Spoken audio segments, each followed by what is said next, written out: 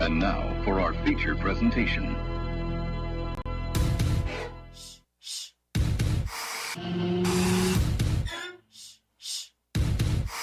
You're listening to the JB and Goldwater Show. Live, loud, and online.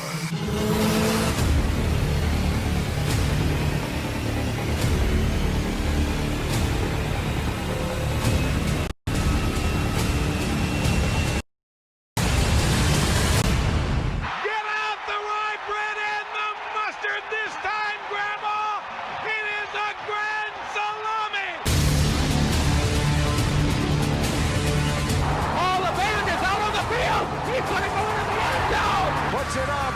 Yes! Here goes Davis. Oh my God! Davis is going to run it all the way back. Auburn's going to win the football game. American Fool! It's finally the one. American Fool has won the Triple Crown. And Bonds hits right high. It's a dig. It is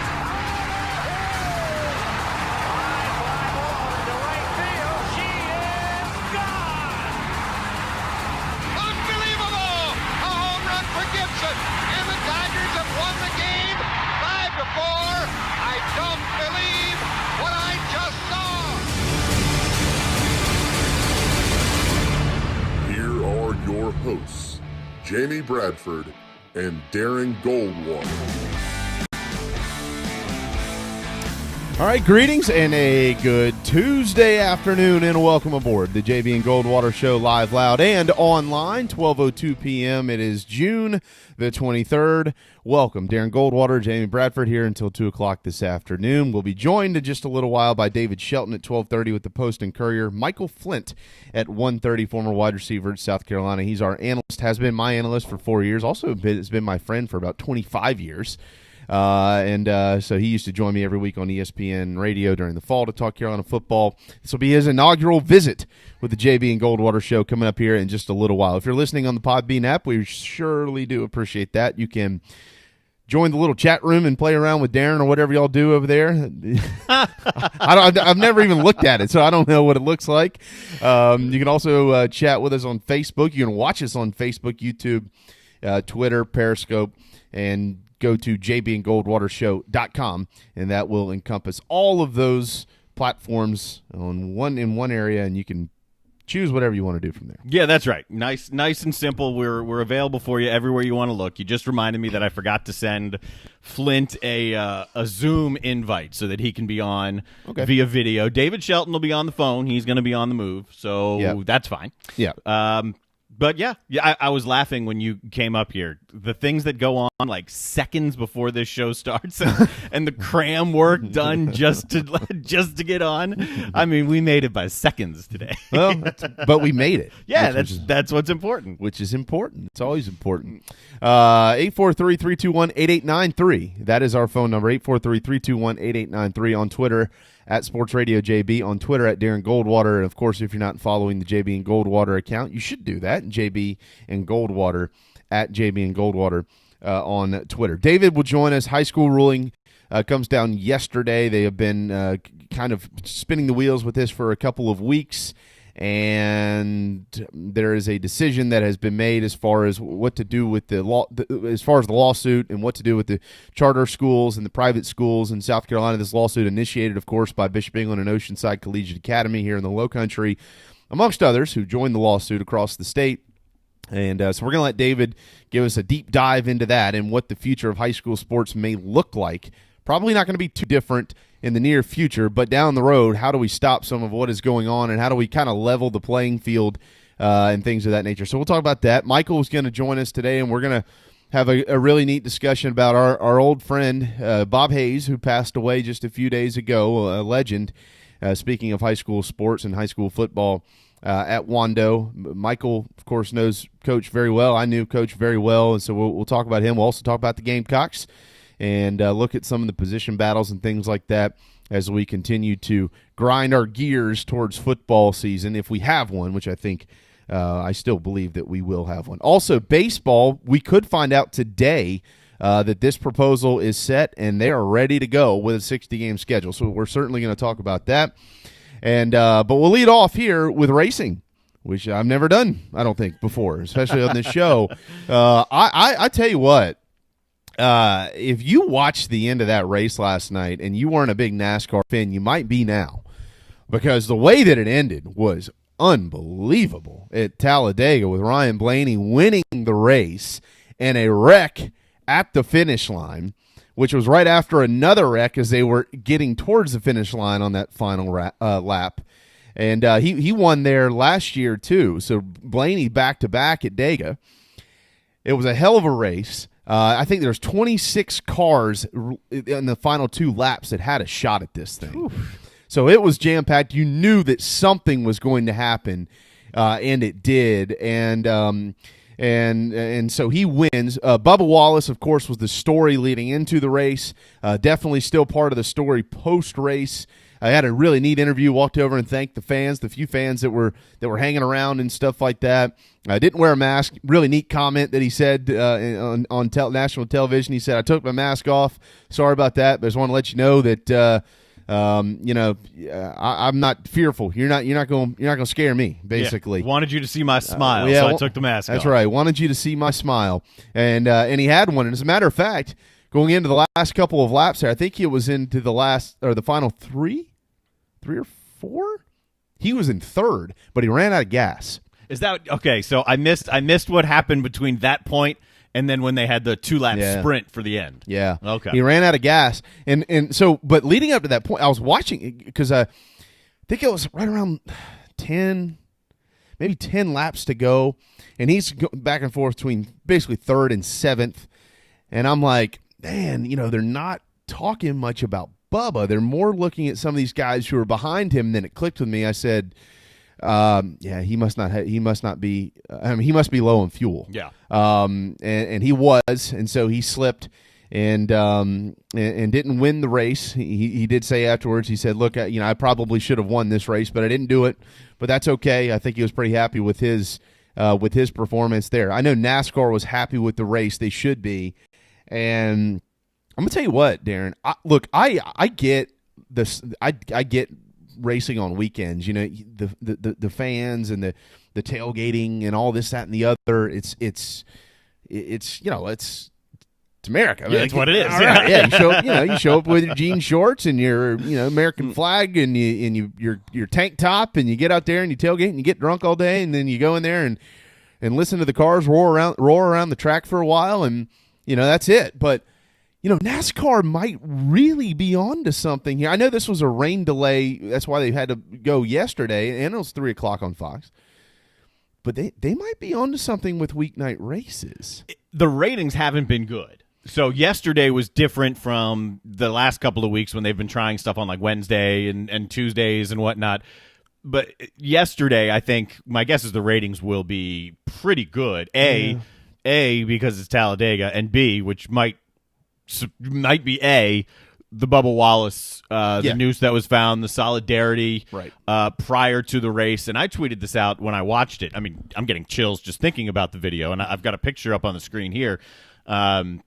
When the drivers pushed him to the front of the grid, when he got out of the car, obviously emotional. Richard Petty's there behind him. I tweeted out that this is what you said yesterday on the show, that this has a chance. If we look back on this moment, I don't know how many years down the road, this has a chance to be one of those pivotal moments in NASCAR history, the way that they all came together in support of an African-American driver, something you probably would not have seen at NASCAR as recently as a few years ago. So this was a big moment for him, and then the race cashed in on it. They did, yeah, it did. You're right about that. And when you look back at this race in the future, that's probably going to be what most folks remember the most is the Wallace Petty front of the grid.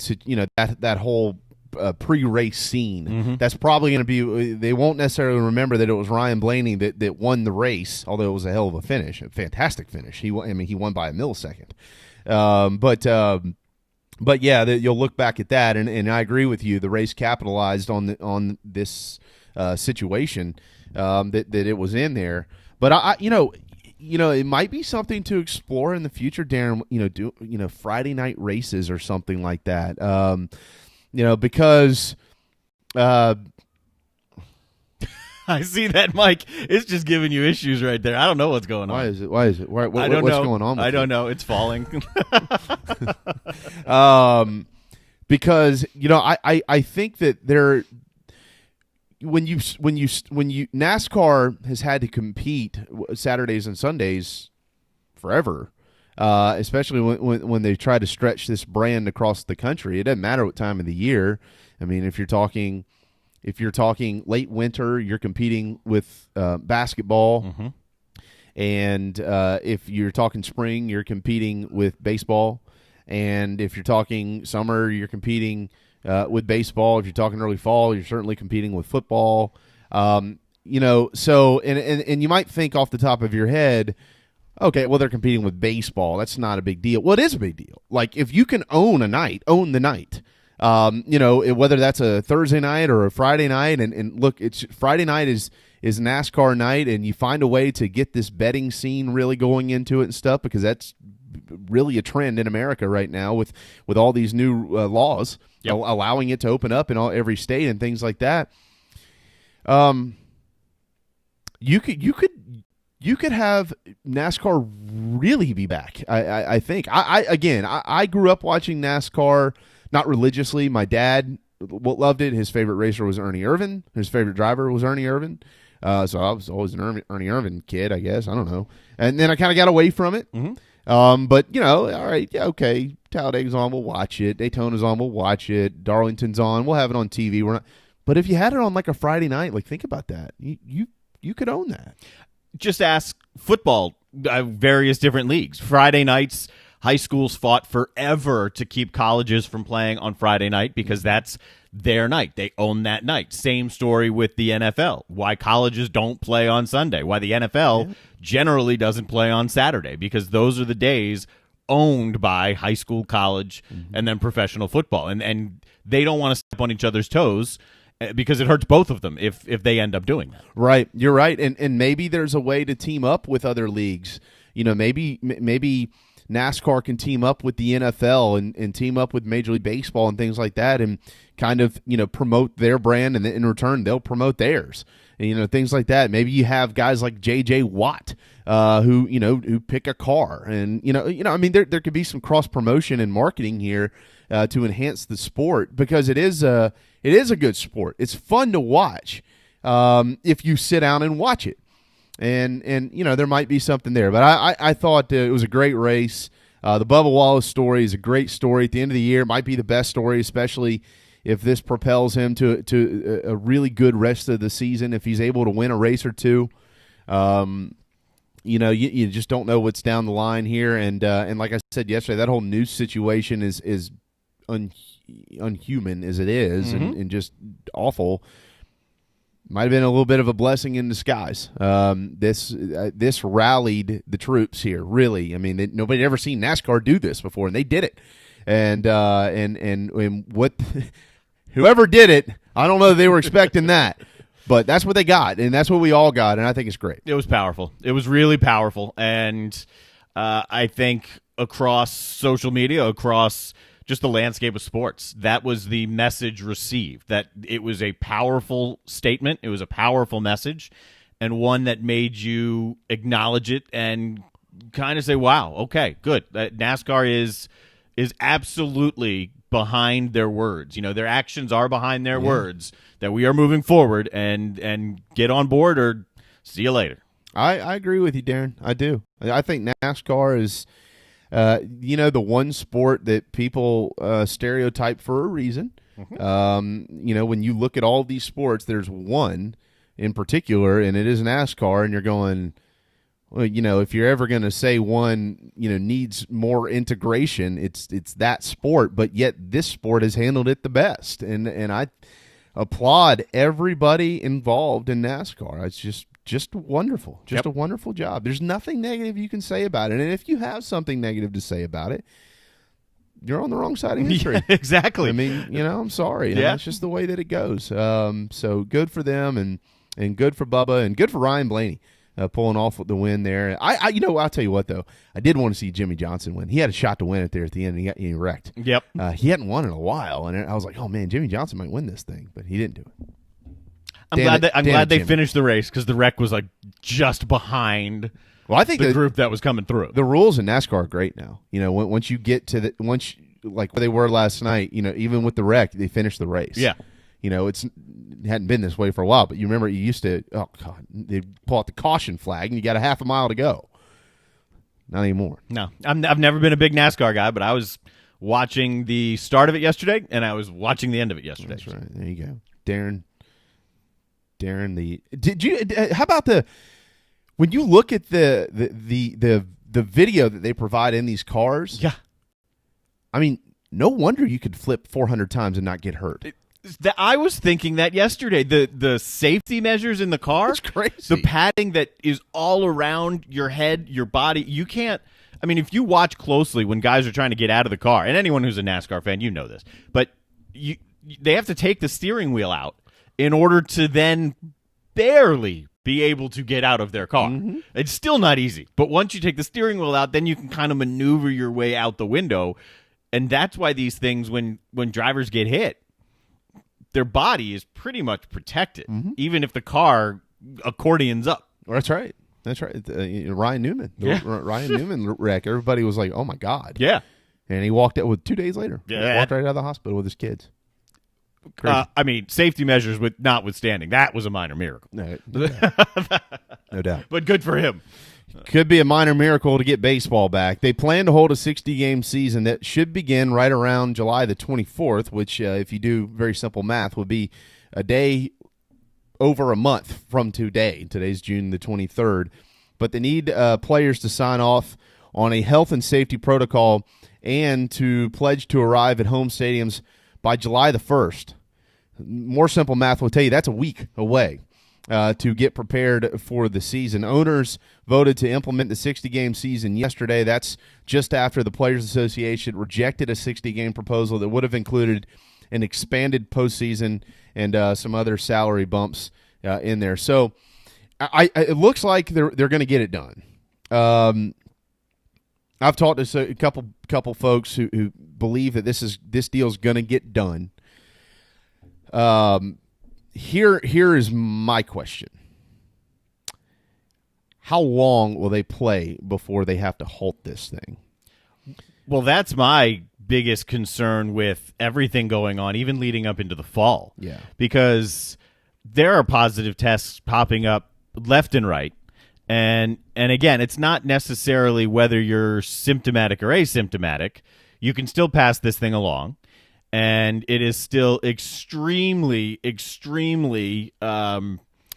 I guess, transmissible between people. And so if you get it, you're still quarantined. And is it going to be possible? Are players going to want to deal with however baseball structures this, whether they're going to be away from their families or not? We're already seeing some NBA players say that they're not going down to Orlando. I'll help you fix that thing at the break. I don't know what happened here, but I think I've got it. It kind of flipped around a little bit on you. I think I got it. But that's my question, and I, by the day right now, am growing less and less optimistic that we will see any form of organized team sports in the near future. Yeah, I mean, you have to kind of wonder if this is the baseball season here. I mean, all right. So you're talking about 60 games. So you're losing 100, 102. Baseball is. We've talked about this before at length, but I understand. There is way more in going into this than people are seeing on the surface. Because all they're seeing is owners and players can't agree. Well, that is true. But what is also true is that based on contracts, service time, and things of that nature, players have different grievances. They have different concerns as to how their money structure fits in with this model. how their family structure fits into this model, Darren. Service time. How many years have you been in the league? How many years do you need? Health. There's a lot going. So not two players are really the same. Everybody's going to have a little bit of a different take because of the way their contract might be set up. So I hear the fans when they say, I just talked to somebody about this last week when I was in St. Louis. I hear them. I know what you're saying. And matter of fact, I'm not saying that I disagree with you. I agree. Like, baseball needs to play. But I also understand the other side where the players, not all of them, but a few players or a bunch of players are saying, this isn't good and here's why. This is my concern. And then this guy says, this is my concern. And so there's a lot going into this. We'll see. But I do think they're going to get a deal done today or tomorrow. I think we'll see a deal done. I don't know how many players we'll see agree to go play, and I don't know how long it's going to last. But I do think there will be something on the surface that says, let's try and do here this. It is, yeah. So we've got a call. Josh or Jeff is trying to call in right now. So go ahead, buddy. Hey, what's up, man? Hey, it's Josh, Jamie. Josh, how are you? Good, man. It's been a minute since I've been able to call in. Yeah, it's been a while. Thank you, man. I've told you like via text, but I love your all show, man. It's so good. Appreciate it, man. You guys, like I said, I feel like we're just sitting around a table talking sports, which is awesome. Well, we are. That's literally what we're doing. Y'all literally are doing that, but your table is in my car. Oh, So, good. But here's a question, and you're a Braves fan, obviously. I'm a Dodgers fan. What do you do? Like, I've been wrestling with this. If the Dodgers win the World Series, does it really count? Does it really, if they play 60 games and win the World Series, can I actually celebrate that? I don't know. Well, yeah, I think so because, I think that it would be more difficult to win it this year than any year. I mean, yeah, you're not going to play 162 games, but you think about the challenges that these guys had. They didn't get a full spring. They're not going to get a full spring, period, the end. You're going to have a bunch of guys who you're going to have positive tests. It's going to be there. There's going to be guys who aren't playing. You bet in baseball, obviously the history of this sport, and Darren and y'all, we're all baseball guys here. 162 games might be a long season, but it's what we're used to. That's how you kind of know who the best teams in baseball generally are. So you have to change some things when you've got a 60-game season. Do you really need a 5-man rotation in a 60-game season? I don't know that you do. I mean, you're talking about. If you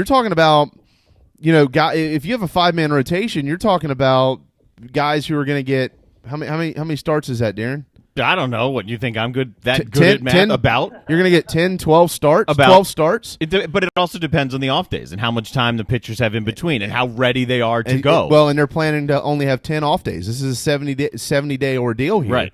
So do you just go with 3 guys or do you go with 4 guys? Are you going to see better arms consistently?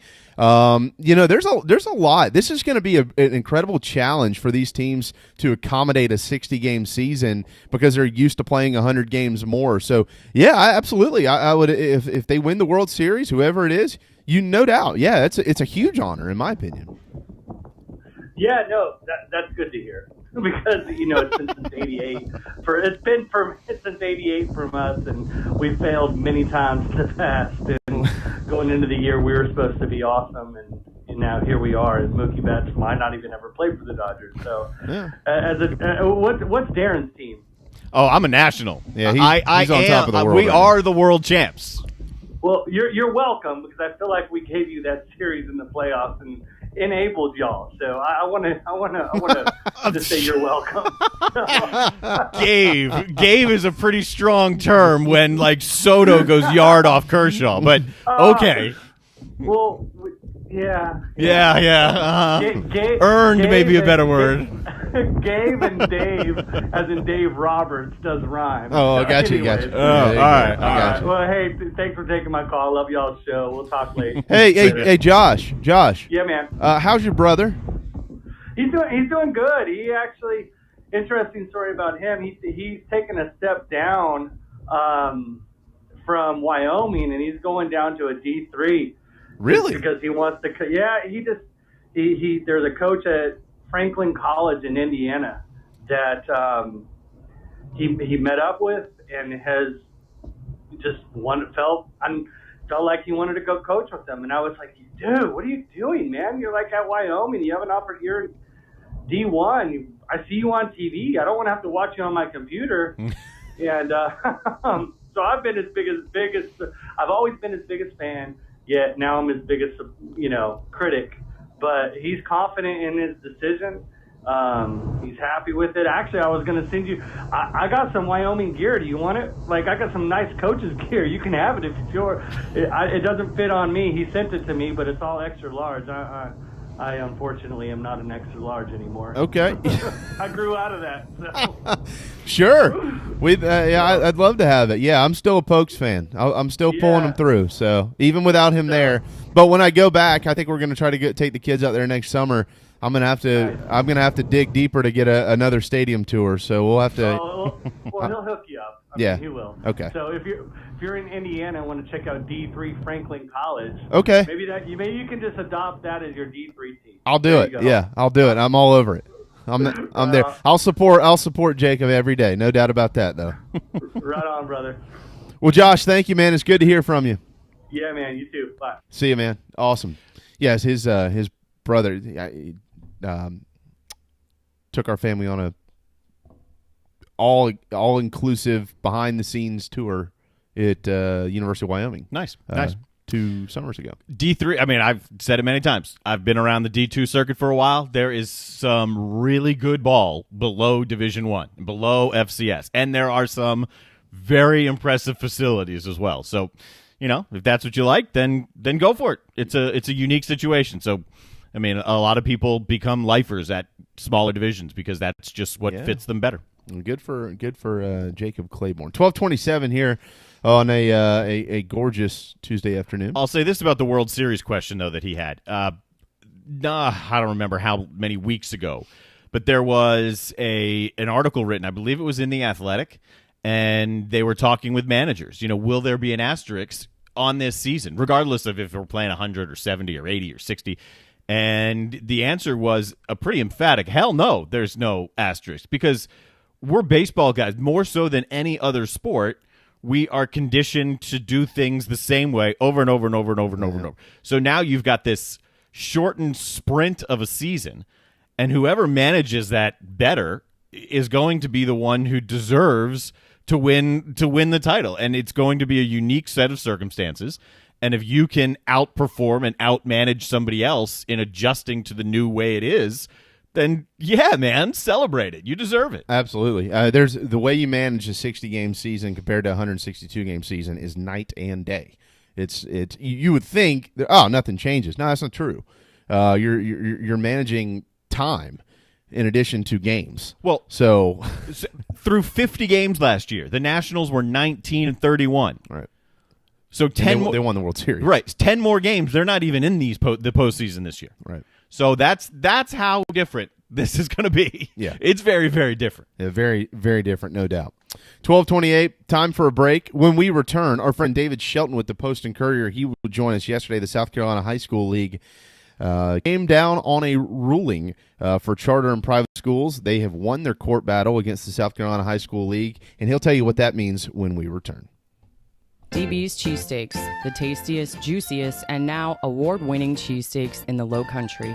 DB's Cheesesteaks delivers, and not just in quality. Download DoorDash, Uber Eats, or your delivery app of choice and have it dropped off at your doorstep. Original chicken, buffalo chicken, even pizza cheesesteaks. Not to mention incredible cheeseburgers, massive hot dogs, and dynamite hoagies. It's all there for you and your family. DB's Cheesesteaks in West Ashley. dbscheesesteaks.com. At Patriots Point Naval and Maritime Museum, families walk in the footsteps of our nation's heroes, the brave ones who risked their lives to defend our way of life. Home to the aircraft carrier USS Yorktown, USS Laffey, and the USS Clamagore, there's more than 1 million square feet of exhibit space to roam. White Glove certified, we have several new health safety measures in place to enhance the visitor experience. Come for the day and leave feeling inspired. One of the most impressive museums in the country, located right here in Mount Pleasant. Visit patriotspoint.org for more. We'll see you soon. This is Scott Glaze, head golf professional at the links at Stono Ferry, located on the outskirts of Charleston, South Carolina. I'm inviting you to tee it up on one of the most scenic and challenging courses in the Lowcountry. Our back nine is highlighted with 3 holes that border the Intercoastal Waterway. Visit stonoferrygolf.com to book tee times and discover all that Stono Ferry has to offer. The links at Stono Ferry is a former South Carolina Golf Course of the Year and is also home to the College of Charleston men's and women's golf teams. Come see us. We would love to have you. stonoferrygolf.com. As businesses start to open up around South Carolina, we have Ryan Nelson back in here to tell us about Dog and Duck Family Pubs, the 3 locations, and some new hours going on. What's up? That's right. We now offer indoor dining and patio seating outside. The new hours are Sunday through Thursday, 11 a.m. to 9 p.m., and then Friday and Saturday, 11 a.m. to 10 p.m. now. Slowly getting back into the normal routine, or so what we think, and we hope everybody comes out and supports local businesses like Dog and Duck. And you still have family special meals as well? That's right. Always the family-style meals, and you can always get curbside pickup or carry out. If you're not ready to venture outside yet, we're here for you.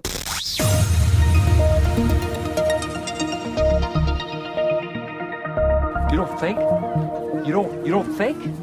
But I don't think you should be butting in when I'm talking to my team. You're my assistant, okay?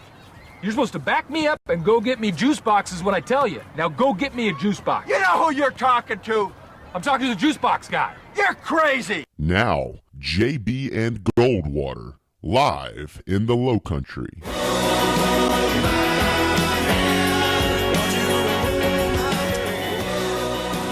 All right, 12:31. Welcome back to the JB and Goldwater Show, live, loud, online. Podbean is where you listen. You watch on YouTube, Facebook, Twitter.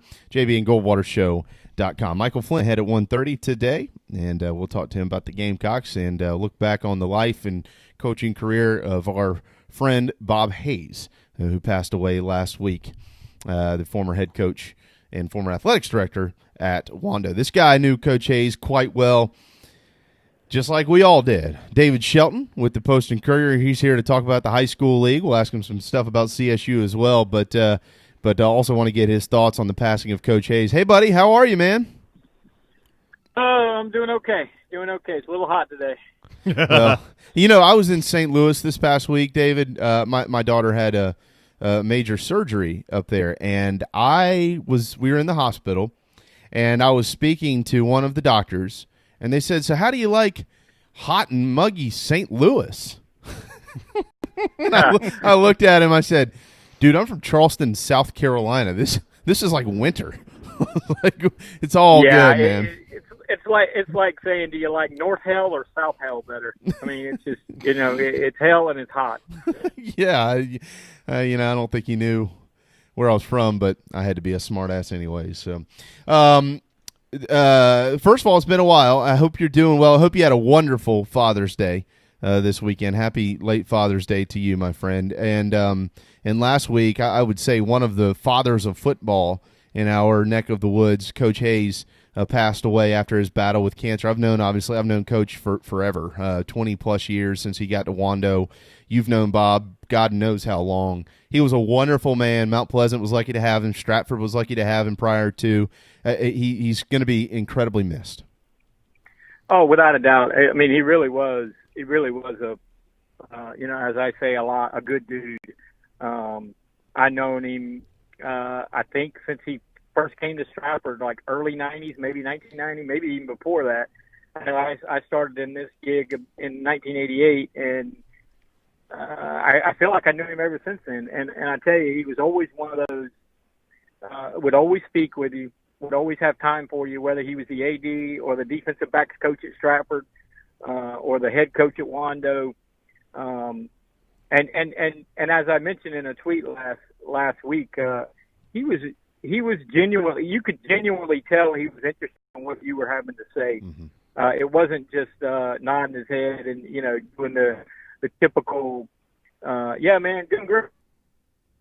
I mean, he would sit every year for years, he would come by the coaches clinic that they'd have every year, and I would be at a booth there with the high school sports report, and he would pull up a chair, and we would just talk about family, talk about football, talk about just whatever.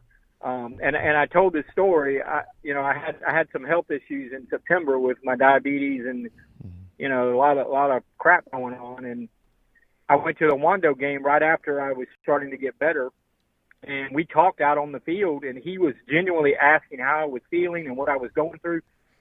Jamie, I had no idea the man had cancer at that point. Mm-hmm. He did not bring it up.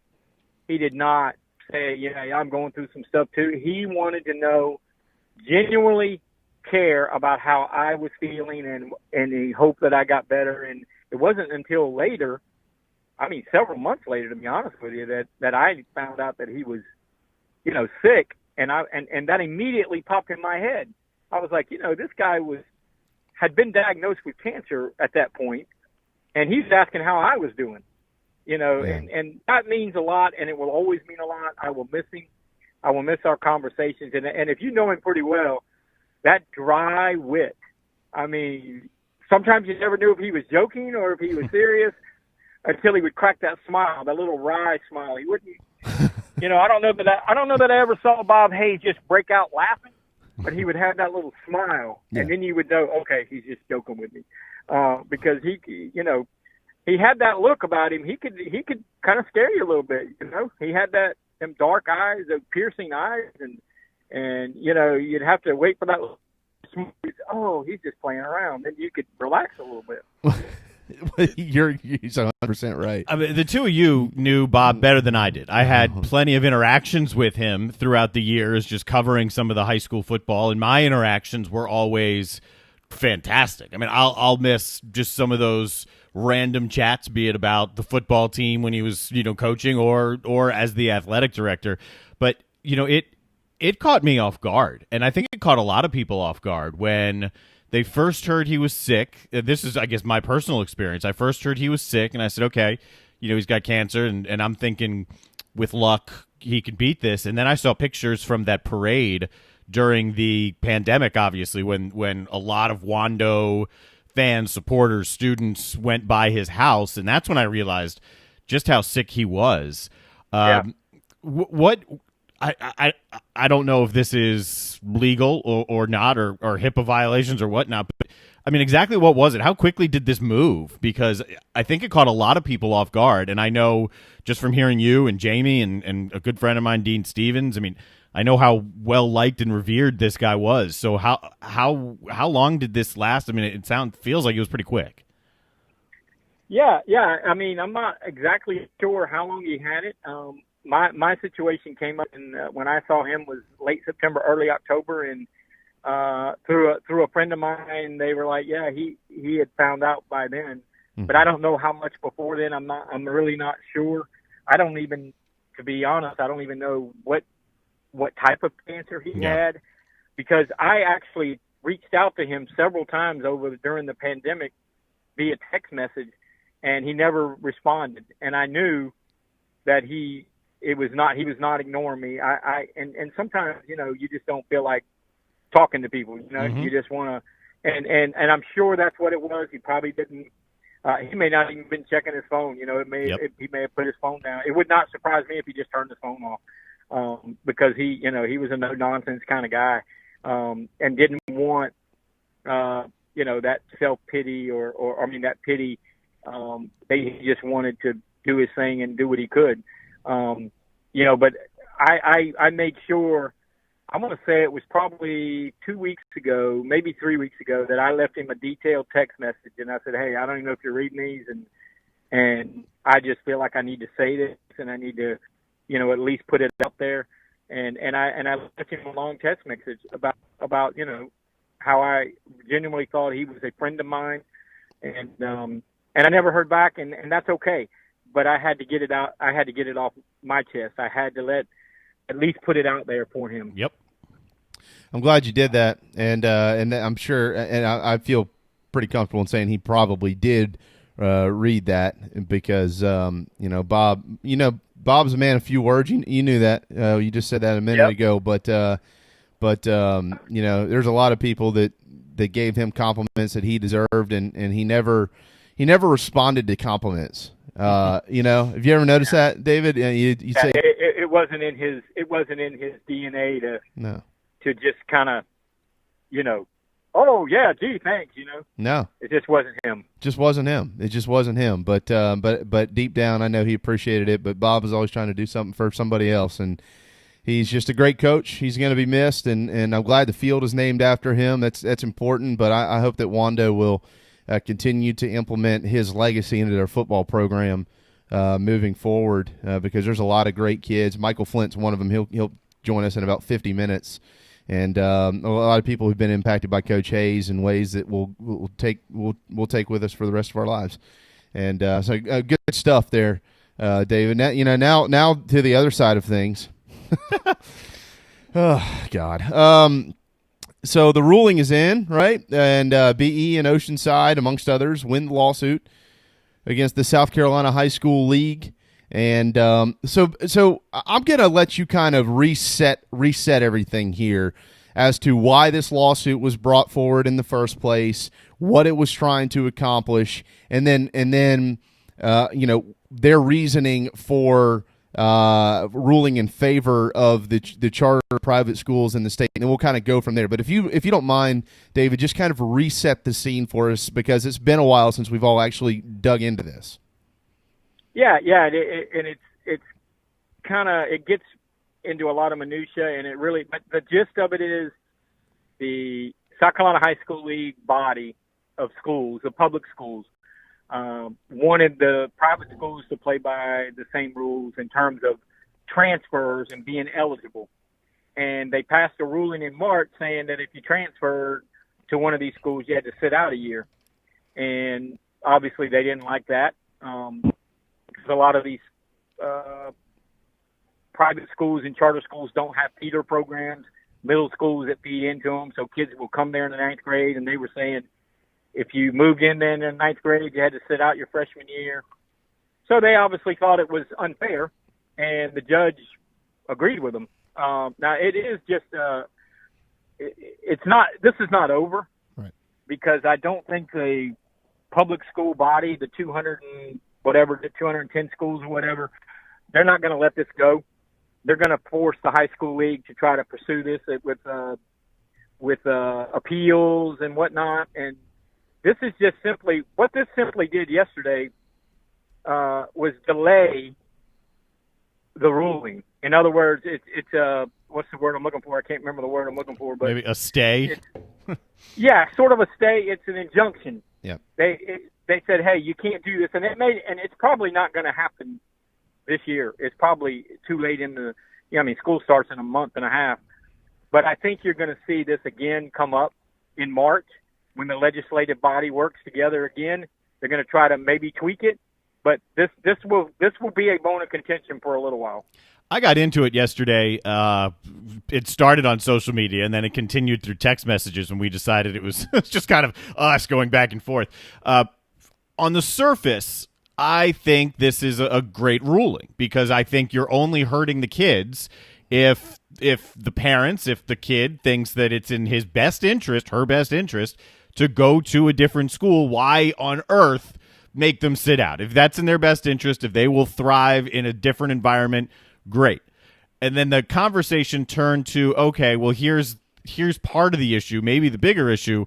Where do you put these guys? Are they single A? Are they skis on? Yeah. Are they triple A? Yeah. And how do you navigate those waters? I'll leave it up to you, David, to hear your answer before I spout off mine. Well, I read some of your I read your back and forth and Did I miss was paying attention to it. Me personally, I'm a go to school where you want to go to school kind of guy. Yeah. Right. Now, I don't want to. I heard the term Wild Wild West. Okay, but if everybody's going into Wild Wild West, then who cares? If kids are transferring from Stratford to Cane Bay to Astor Ridge to Somerville to Oceanside to Bishop England, hey, if you want to get your kid there, driving there or buying them a truck or whatever, let them go. Mm-hmm. I think I'm for the choice. Granted, not everybody feels like I feel, because I just feel like if you just did that, kids that wanted to go to Oceanside would go to Oceanside. Kids that wanted to go to Somerville. The problem with the public schools is they don't have those free transfer rules. Mm-hmm. So they were trying to get the charter schools to have to play by the same rules.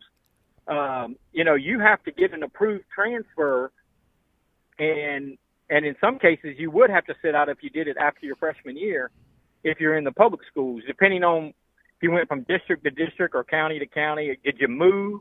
The whole thing about you got to change residences. Well, I mean, between me, you, and the fence post, a lot of that stuff doesn't happen anyway. Right. Yeah. There's we know lot of cheating going on. Yeah. And I'm not going to sit here and name names, but I could name names. Absolutely. No doubt. You pick up a football form from a coach in August and you go, wait a minute, this guy wasn't there last year. Yeah. And you call him and you go, oh, yeah, he transferred from so-and-so. And you're like, that easily? Parents just packed up and moved. Right. So, but the high school league several years ago decided we can't police this. Like Jerome Singleton told me one time, he said, if we took every challenge of a transfer in this state, we would do it 365 days a year, 12 months a year, never stop. That was all we would do. It's happening a bunch. In Columbia, in Greenville, in Spartanburg, you got Dorman, Burns, and Spartanburg High, and kids are bebopping around. You got it down here with Fort Dorchester, Ashley Ridge, Somerville, all these schools. Mm-hmm. So it's happening so much. But the problem is that, and you put this in your tweet, and I saw somebody else tweet it, the charter schools and private schools, they won 74% of the state championships in the last couple of years, or was it last year? I can't remember the number. But they win a lot of state championships. You're talking Academic Magnet, Oceanside, Bishop England. My God, Bishop England's got a couple hundred trophies in their trophy case. And I think there's a little bit of jealousy in that. And whether it's warranted, I'm not saying it's not right. I'm not saying it is right. I'm saying if it were me and this is going on anyway, why not just, say, hey, you want to we're not going to come pick him up on a bus, but if you want to take your kid to school, if you live in West Ashley and you want to take him to Somerville and get him there every day, by God, you do it. If you think that's best for your kid. Yeah. Now, granted, some of it's academics, but let's be honest. I mean, let's not try to color this. It's athletics. People want to go where they can win, and I'm seeing it daily.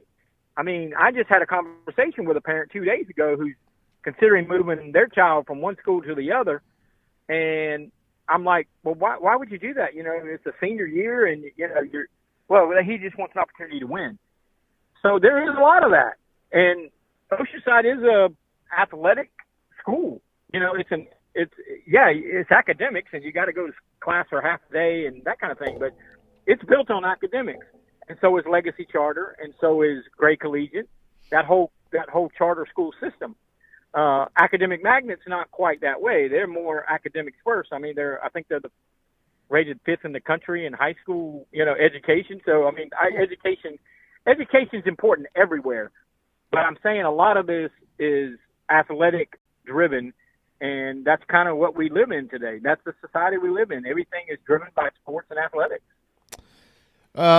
How many charter and private schools are there in the state of South Carolina under the leadership of the high school league? Under the leadership of the high school league? Under the umbrella of the high school league. I want to. Yeah, I could be wrong on this. I'm guessing, but I thought I saw the number 27. Okay. I think something like that, or it's in the 20s. Or is it? And there's more coming. And there's more coming. Right. Okay. So and those are fairly well scattered throughout the state, correct?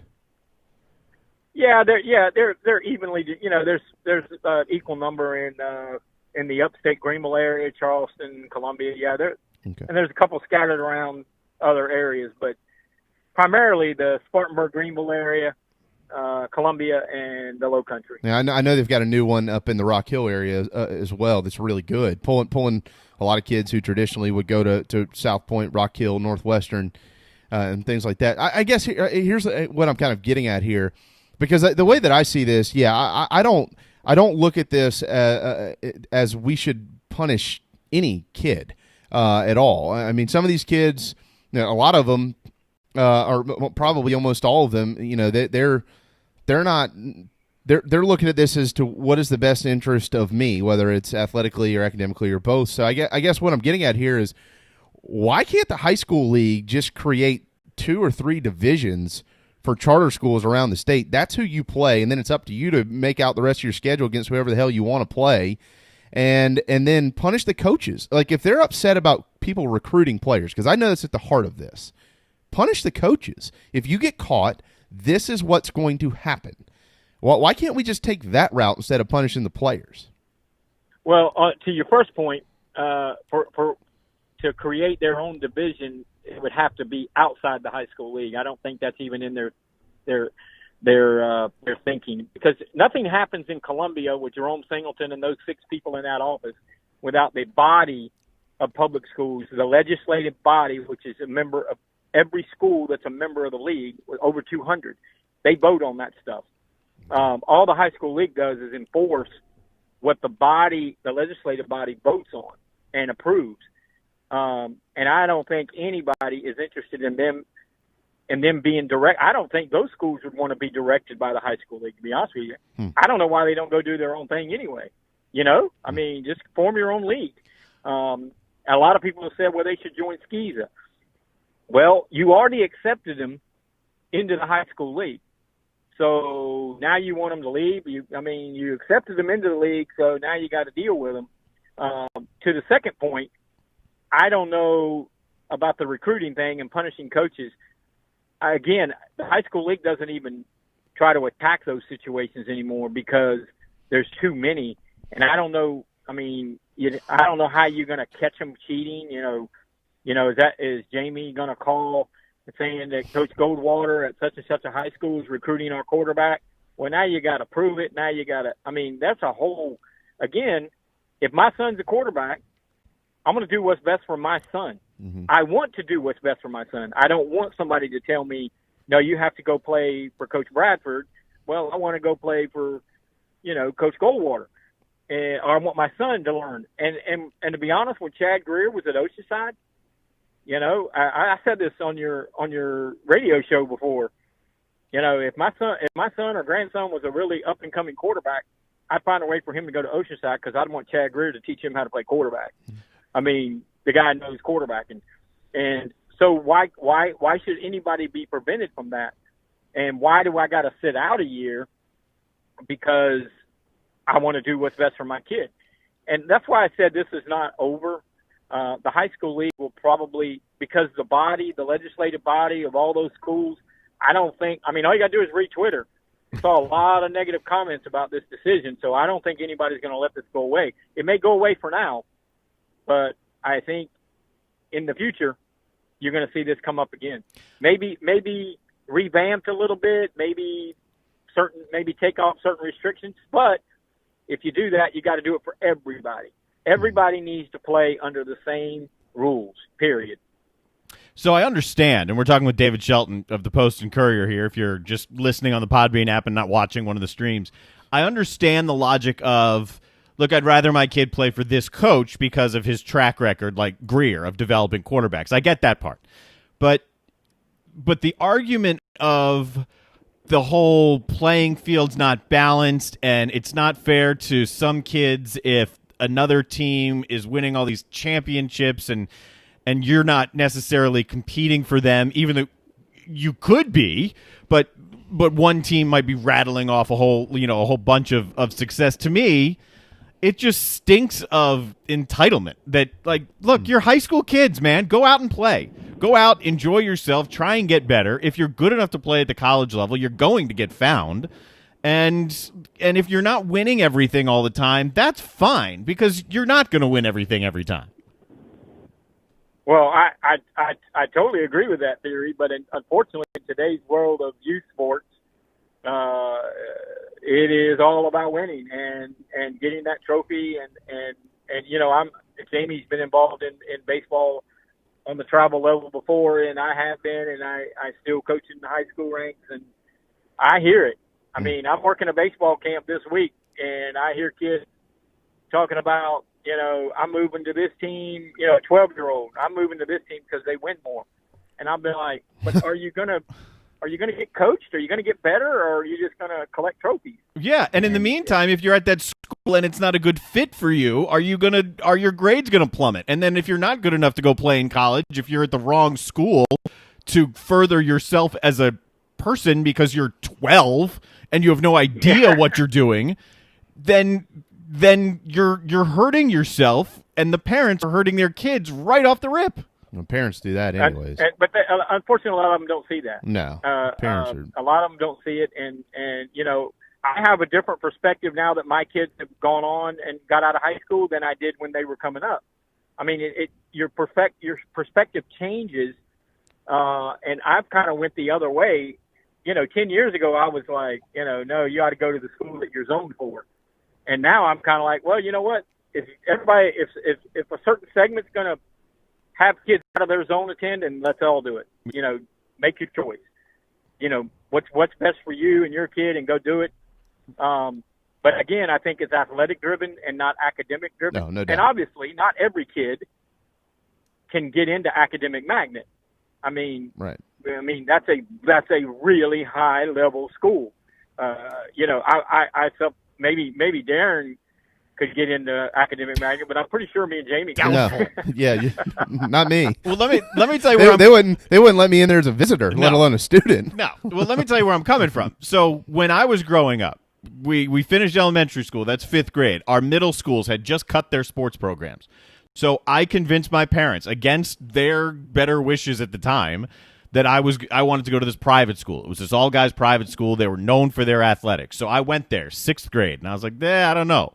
7th grade, I hated it. 8th grade, it was worse. They convinced me to stay for 9th because it's like freshman year, whatever they call it, and it was just atrocious, and I transferred back into the public school system and absolutely loved every second of it. So I understand going back and forth. And my parents, by the way, when I transferred back from Landon to Churchill into the public school system, my parents had already fallen in love with the private school education and whatnot and felt as though that it might be better for me.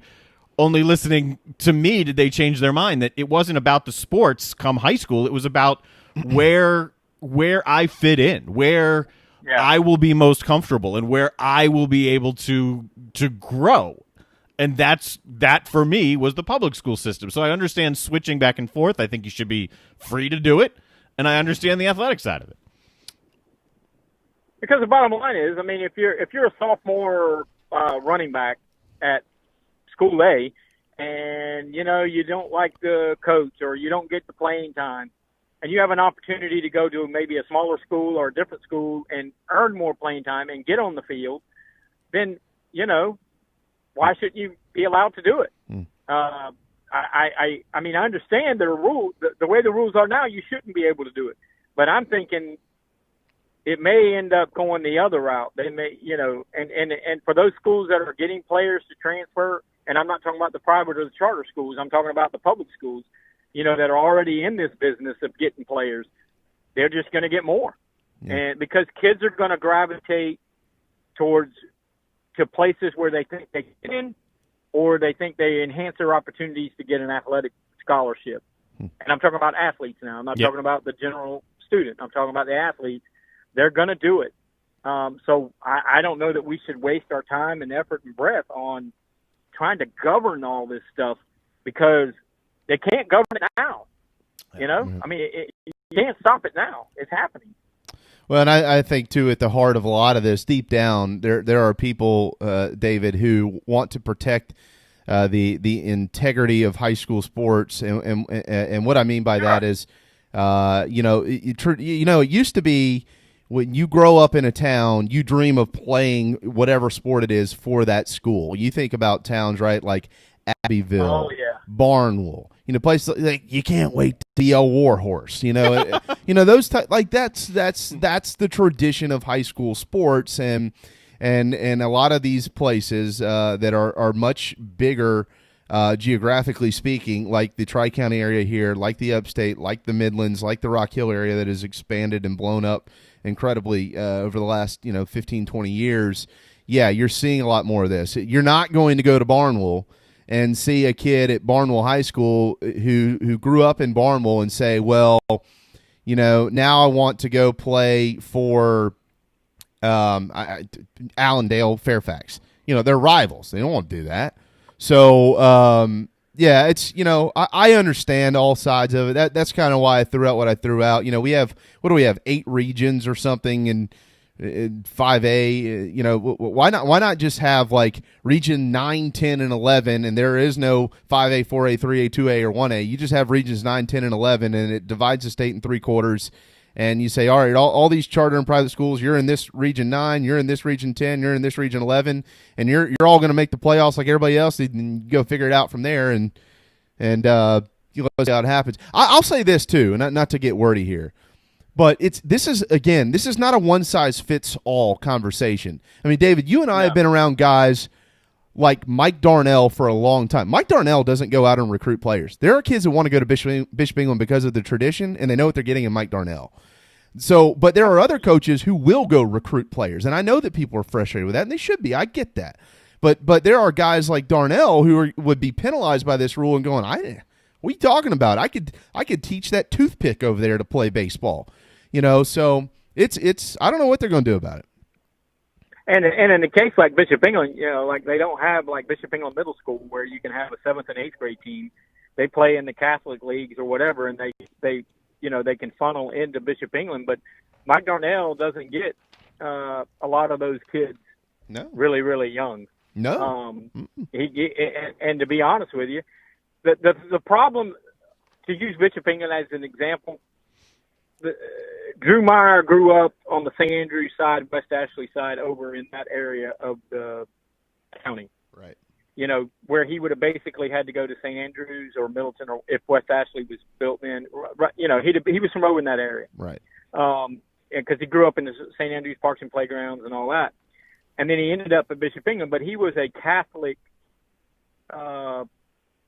He grew up in the Catholic system, in other words. Right. So he did not get recruited to Bishop England. He funneled into that through the Catholic school system, and that's where the public schools have a problem. They're like, wait a minute, this guy lives where this high school is, but because of the Catholic, he gets to go all the way across, to this high school and be eligible. Mm-hmm. And again, it is a little bit of jealousy. They're jealous. I just threw Drew Meyer's name out there. That was a long time ago, so the rules have certainly changed since he played high school ball. But the point is, and I've said this before about Paul Rooney, the girls' basketball coach, people have accused him of recruiting forever. He's never had a Division I college basketball prospect, ever. Right. He's won 7 state championships with girls that don't even go to play college basketball. Mm-hmm.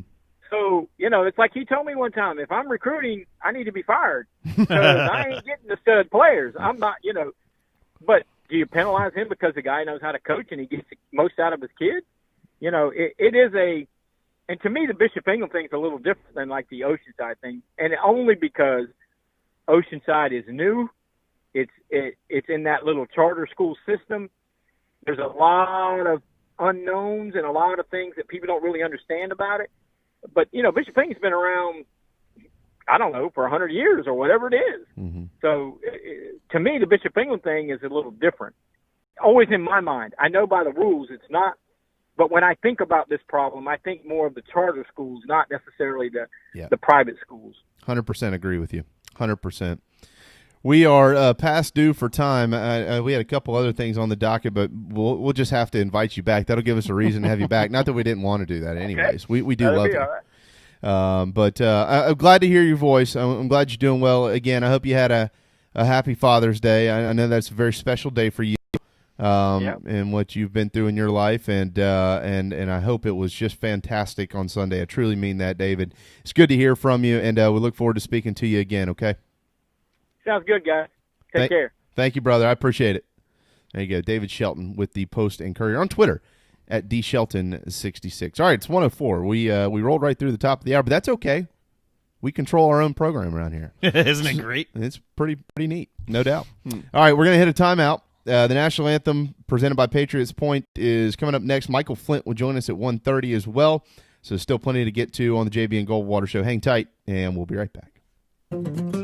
Honey Baked Ham in Somerville and in Mount Pleasant is your home for catering and lunch. Honey Baked Somerville, owned by former Gamecock right-hander Mike Cisco, is just off the interstate and they are ready to cater to your next business or family meal. Plus, drop in for an incredible sandwiches daily for lunch. The Mount Pleasant location is at the foot of the Ravenel Bridge and always ready to serve and cater to your next meals as well. Plus, delivery is available. Honeybake.com to find your menu today.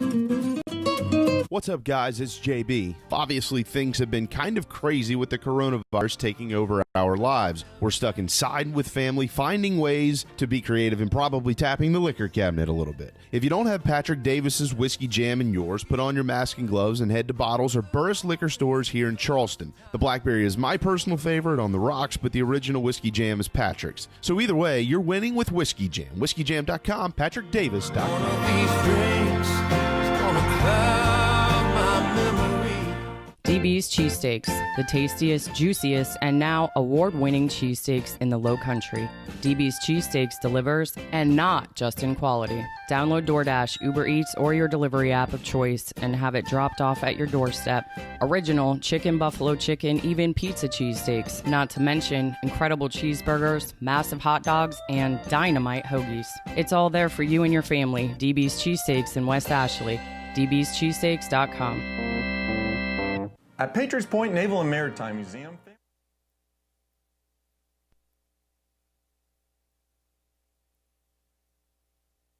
Hi, I'm Chris Half, Public Information Officer at the Patriots Point Naval and Maritime Museum. We're home of the mighty USS Yorktown, USS Laffey, Clamagore, and Vietnam experience. And we're a proud partner of the JB and Goldwater Show. We invite you and your family to come see us and enjoy a day on Charleston Harbor. Visit patriotspoint.org for more information. And now, it is my honor to present the National Anthem.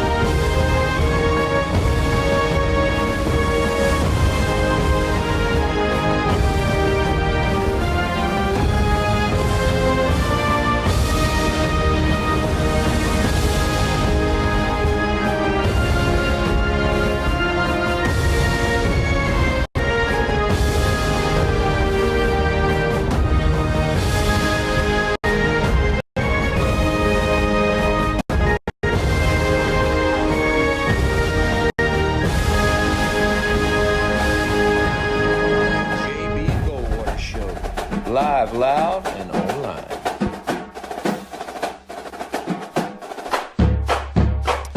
All right, 108, welcome back to the JB and Goldwater Show on a warm but beautiful Tuesday afternoon to this point, expecting maybe some showers later on in the afternoon. That's according to our friends Rob, Bill, and Dave here in the Low Country. Three of the finest weathermen the world has ever seen. You come in just behind them, man. You're number 4.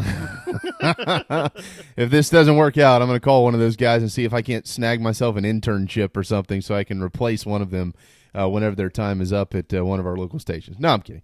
Darren Goldwater, Jamie Bradford, welcome back to the JB and Goldwater Show on the Podbean app. If you are listening, thank you for that.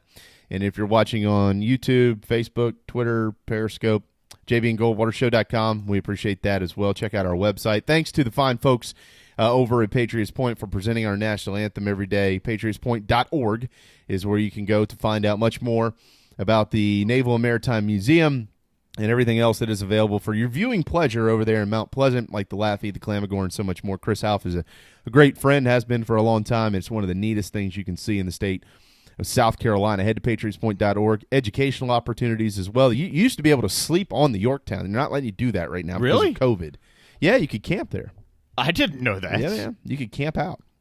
It's pretty cool. Huh. They have a bunch of stuff that you can do like I said, if you go to patriotspoint.org, you'll see a bunch of things. You're going, wow, I didn't realize that you could do all this stuff. We're going to do some ticket giveaways to Patriots Point coming up here in the very near future, waiting to get those tickets from our friends over there. And once we get them, we'll be giving them right to you via some social media and live in-show giveaways. If you're hungry, I hope you've stopped by DB's Cheesesteak sometime in the past. If you've never done that, today will be a good day to start. It's the finest, tastiest, best dang cheesesteak you'll find anywhere around here. There is no question about that. My favorite, the buffalo chicken cheesesteak. Don't forget the boardwalk fries. I don't know how many times I have to tell you that. Don't forget the boardwalk fries. Don't do it. No, you've told me thousands of times by this point. Old Bay seasoning. A lot of folks like to put the malt vinegar on them. Yeah. My wife she's the malt vinegar queen when it comes to boardwalk fries. That's all she wants. If I forget malt vinegar, she tears me apart. So head to dbscheesesteaks.com for their entire menu. The pizza cheesesteak, the original chicken cheesesteak. They got a bunch of hoagies that are just fantastic. They got a bunch of you know what they have? I've never said this. They have a great selection of chips. Yeah? Like it's not just, regular chips, sour cream and onion. Like they have like a bunch of really good chips. Have you had the jalapeno chip? I don't know the brand that makes them. I can picture the bag, but I can't think of the brand. But if you like spicy barbecue type, You're not talking about those Low Country Kettle chips, are you? Kettle might have one of them, but they're just like the Kettle chip, whatever it's called. But they're jalapeno seasoned. And they're spicy as anything, and they're good. I haven't had that. They're good. I'm not a huge spicy chip fan. I'll have a few. But yeah. Barbecue Utz, if you get them ruffled, are the greatest chip ever created. I'm not kidding. I say that with zero exaggeration. We have 2 bags of them downstairs. Dude, I am a chip fanatic. My wife and I will go and get 3 or 4 bags of chips. The kids can eat chips now. Well, not Hannah right now, but they do. And it'll be a week maybe, and they'll be gone. All of them. I mean, we're like, if we stopped eating chips, we'd probably both lose a bunch of weight. Oh, yeah. Not that she needs to, but me. So, but I'm a big chip guy. Yeah. Love chips. Yeah, they're great. Welcome to our program. We like chips. All right. Before we get back to sports, is everybody time for our favorite segment? Everybody excited, ready, fired up, and ready to go for everyone's favorite segment? Of course we are. What day is today on the Grand National Day calendar? 3 days today. I made the video better, by the way. On June the 23rd. Now it doesn't look awful. Oh, really? Is it still the little minion? Yeah. No, it's still the Minions. Again, Darren does all this tech geek stuff. I have no idea what he's doing over there. I just hope it's not porn. As long as it's not that, we're okay. Not that. All right, today, happy National Pink Day. If you like the color pink, go put on your. Are you a pink guy? Do you wear pink shirts here and there? A pink polo? When I'm suited up, you could definitely see me in a pink shirt or a pink tie, but not suited up, no. Okay, yeah. I don't know if I own anything pink. I don't know if I've ever worn anything pink. I bet your daughters have some pink stuff. Oh yeah, they do. Yeah. We had somebody send something for them right after they were born, and it was like these little orange outfits. I said, absolutely not. Carrie goes, are you kidding me? They're like a month old. I said, I don't care. No. Orange or purple? Sometimes the purple is okay, but no, we're not doing that in our house. No offense, Clemson fans, but yeah, no, clearly. I get it. If you don't want your kids wearing garnet and black, I understand that. So fair enough. Okay. I get it. Happy National Pecan Sandies Day. Are you a pecan or pecan? Pecan most of the time, Okay. but it's not like pecan bothers me. But I don't know what a sandy is. It's a cookie. Oh. Yeah, they're small little like pecan sugar cookies. Right, okay, no, I like those. Yeah, I'm good with those. Yeah, it's a good day for that. Yeah, I'm good with that. Wash it down because it's also National Hydration Day. You know what has a lot of water? Miller Lite. Oh, does it? Yeah. Well, there you go. Wash down your pecan sandies with a nice cold Miller Lite or beverage of your choice, or just water here in the Low Country where it is warm in the 90s today again. It's generally, from like I'd say mid-May through about October 1st, it should always be National Hydration Day. Here. In the Low Country. Yeah, for sure. Here, right. Yes. So congratulations, all you Pink fans. It is your day, and stay hydrated with a glass of water. Stay full with a Pecan Sandy. Celebrate in style on National Pecan Sandy, National Hydration, and National Pink Day here all across America and all across the globe. Fantastic. Let me see what tomorrow is. What's tomorrow? June 24th? Yes. Yeah. What's the site you're using? Because I was bouncing around when you weren't here trying to figure out there are a bunch of different sites. Yeah, nationaldaycalendar.com. Okay. Yeah, no. Look, if you listen to our show, there are a few different ones. If you listen to our show, don't spoil the fun. Don't go to the website. No. You need to let me do this. Or Darren. Or I'm not. I don't go anymore. No, I just I don't went care last week. Yeah, no. If you need to go, you do what you need to do. But I'm talking about the listeners. Don't go spoil the fun. You look forward to this. Keep looking forward to it. Tomorrow's okay. June 25th. June 25th is a good day. Yeah. Okay. June 26th is a pretty good day. That's about the rest of the week. They're better than today, in my opinion. All right. So we should all be excited about that. I'm thrilled. So Flint's coming up in 15 minutes. We'll talk about the Gamecocks. Talk about Coach Hayes with him as well. I do. Let me go back to this conversation we just had with David Shelton, though.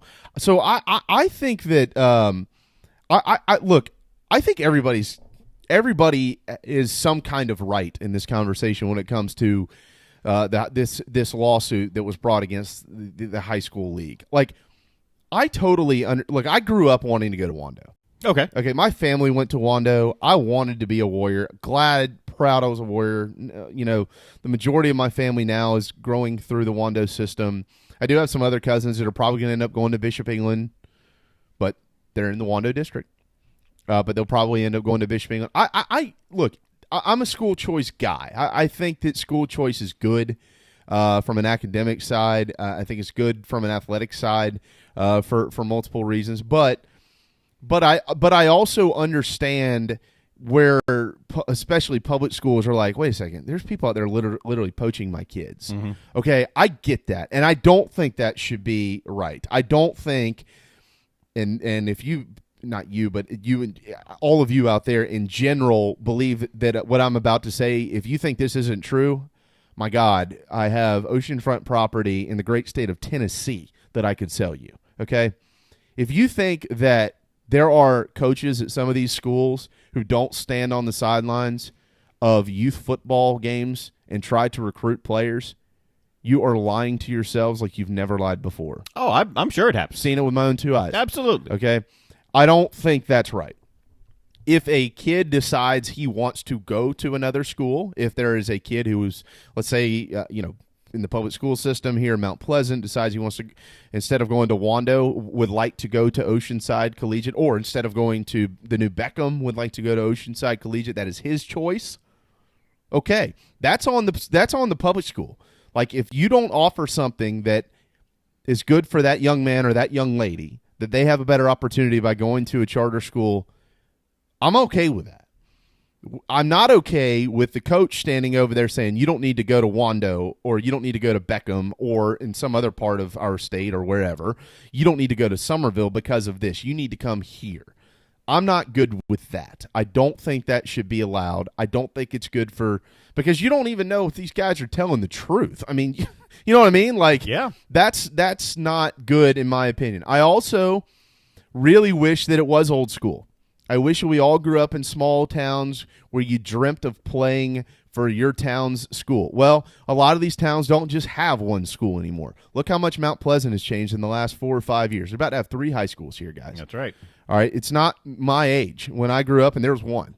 And even then, I mean, he mentioned Drew Meyer. I can name other guys who've gone on to Bishop England or gone to Porter Gaud or gone to First Baptist who certainly would have helped Wando athletically, and they chose to not do that. But that was their choice. Mm-hmm. They weren't recruited, and the guys I'm speaking of, I know that they weren't recruited. So I see every side of this. I don't have a fix, Darren, but I'll leave it at this. Exactly what I said with David. I think that there could be some exploration if the league truly, if the majority of public schools really are concerned about charter schools specifically here. Charter. I know Bishop England brought this lawsuit because BE is a private school and it was lumped into this, but they're part of the high school league. I'm totally with David on this. I think there's much more concern with charter schools popping up all over the place. We're seeing this in Rock Hill right now, and there's some people up there. You want to fight? Go to Rock Hill. Have fun fighting with those guys because they don't put up with a lot of crap up there. Why not just lump them all into their own region as part of the league, make them play each other? They can piece together the rest of their schedule. Let's say, you're Oceanside, you're in Region 10 against other charter schools, private schools, whatever it may be. That only fills out 7 of your games. In football, you play 11. Okay. You reach out to whoever you want to reach out to. You reach out to Wando, Somerville, Goose Creek, First Baptist, whoever the hell you want to reach out to, and you say, well, not First Baptist, they'd be in this, somebody else, and say, look, we'd like you to be on our schedule. You make your schedule, you go play. And then at the end of the year, you've won your region, or you finish at the top of the region. You're in the playoffs just like everybody else. Why not do that? And then penalize the coaches, not the players. So, I like to remember Debbie Antonelli a few weeks ago. Yeah, she's like, don't penalize the kid. That's what I've been saying from the very beginning of this whole thing. The problem here would be if the charter schools are trying to do that, and I like the theory of your plan, but then the public schools, are they going to play, will they agree to a game? Because when part of the conversation shifted to a more private setting last night, what I was hearing was, well, if I was a coach of a public school, I would never play those guys. Mm-hmm. Well, why? Yeah, because then you're only benefiting them. And my whole point is, look, these are high school kids. If you're so concerned about, well, my team's 500 and these guys are always really good and I want to go win, then parents, wake up and tell your kids that it's not all about winning, because it's not all about winning. And if you really do love to win like everybody else does, work hard, try and win. When you actually do win, it's going to be that much sweeter.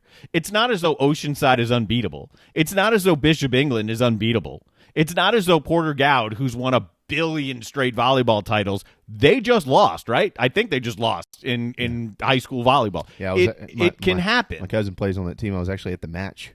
See? And they lost. The College Charleston. Yeah. Right? I think they lost. They lost to Ashley Hall, I believe. Okay, there you go. So it can happen. So get off this high horse of acting like high school sports are like college sports, because they're not. No, we're having a big enough issue with the college sports. Figure out what's best for your kid.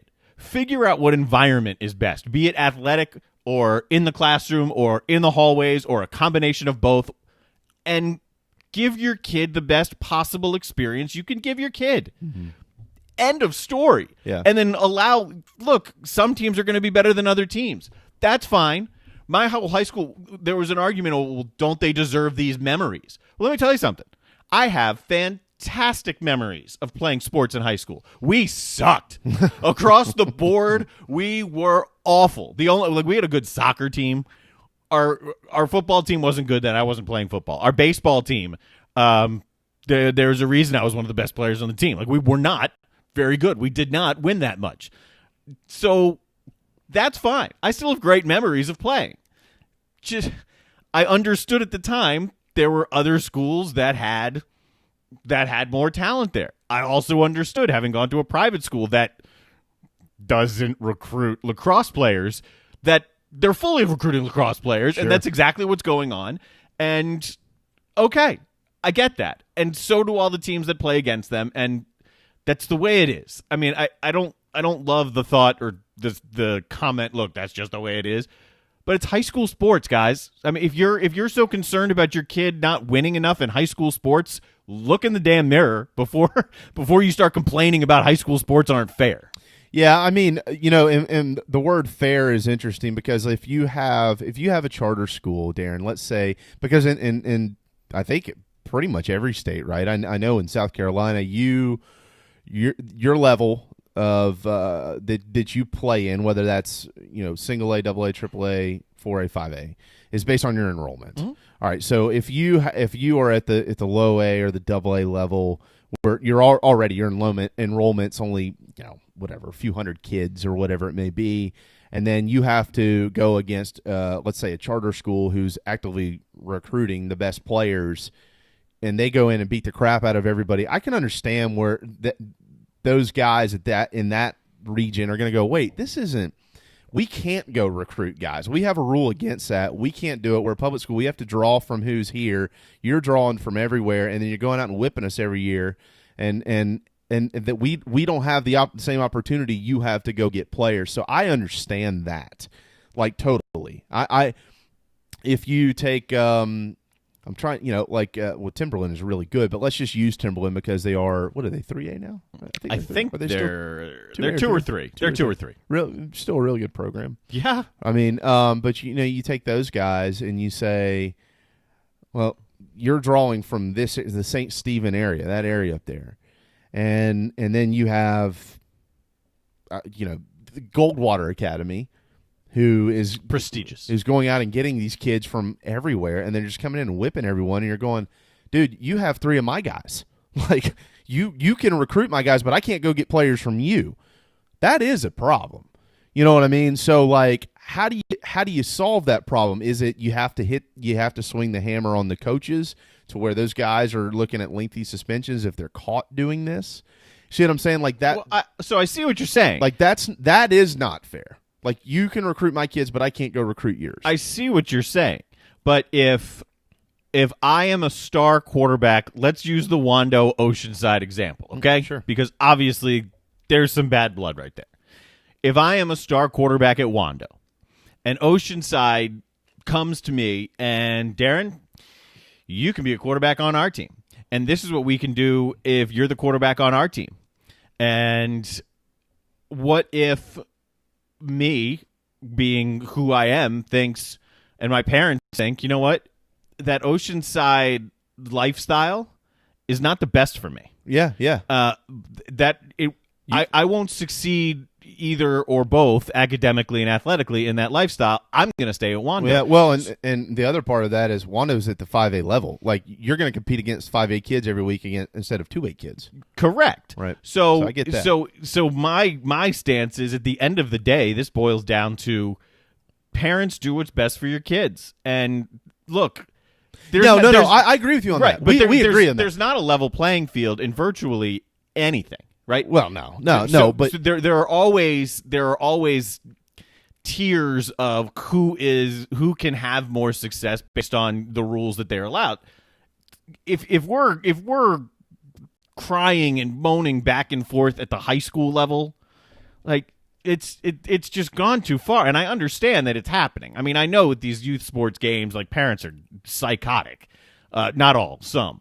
Yeah. But I get that. Everyone's going to be a pro. Right, I get it.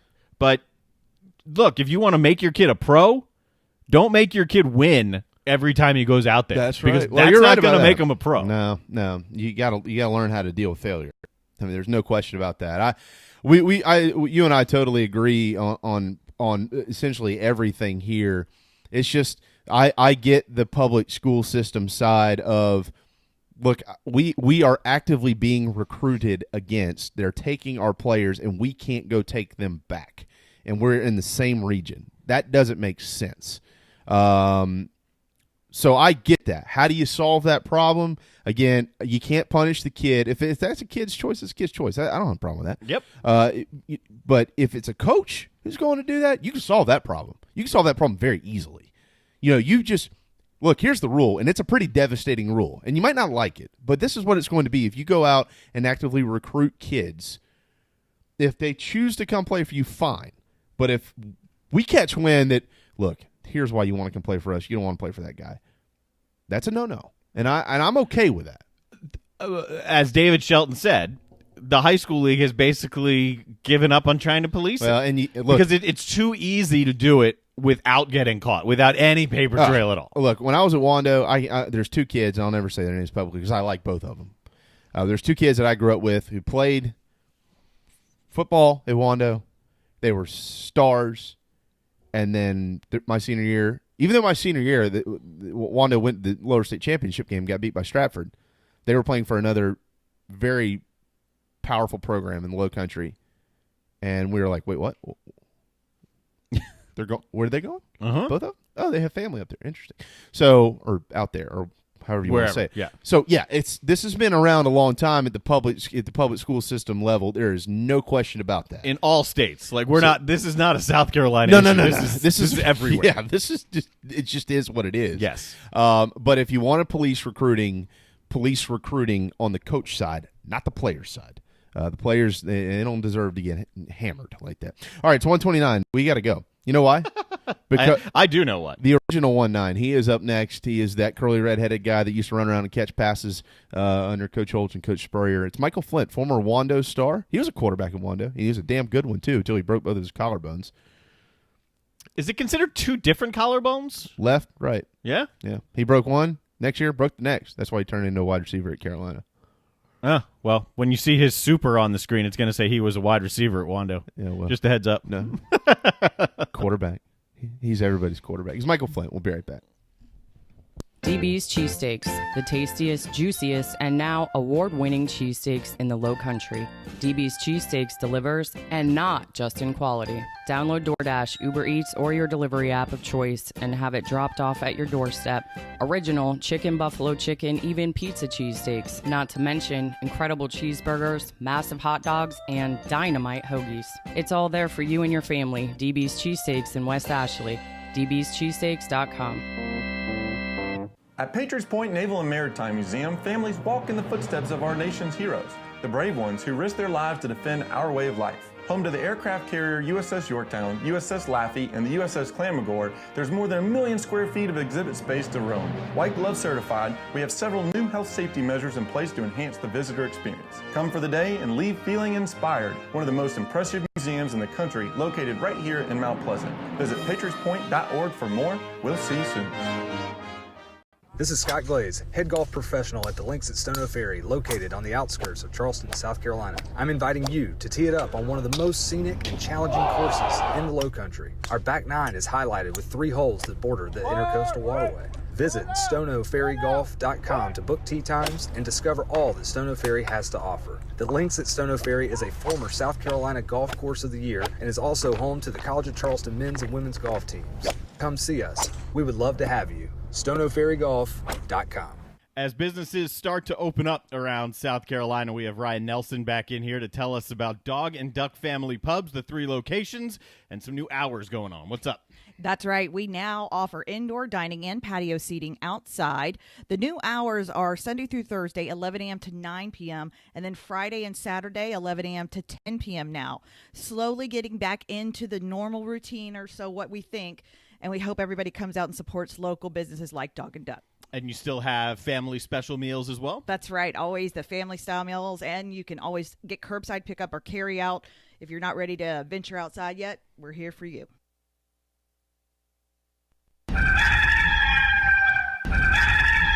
Hey everybody, what's going on? This is singer-songwriter Patrick Davis, and I might live in Nashville, but whenever I want to keep up with the South Carolina Gamecocks or even the Clemson Tigers, I can still tune in to JB and Goldwater because they are always live, loud, and online. And I sing hallelujah, I do believe it's happening.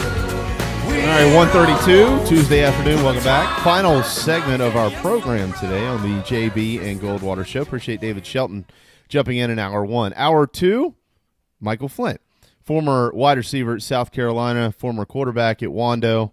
Happens to be one of my oldest friends. I don't know why, but we are friends, believe it or not. He is a handsome gentleman, and he joins us now. Hey, man.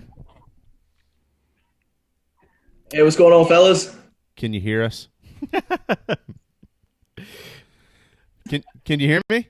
Yeah, can y'all hear me? Oh, okay, yeah, absolutely. Okay. Yeah. You might just have a bit of a delay. Okay. What's up? How are you? I'm good. How about y'all? Hey, we trying to get to football season, right? I mean, this has been ridiculous. Yeah, it's been a tough last couple of weeks for the NCAA with workouts and all that. Man, no kidding. We'll get to some Carolina stuff here in just a minute, Mike.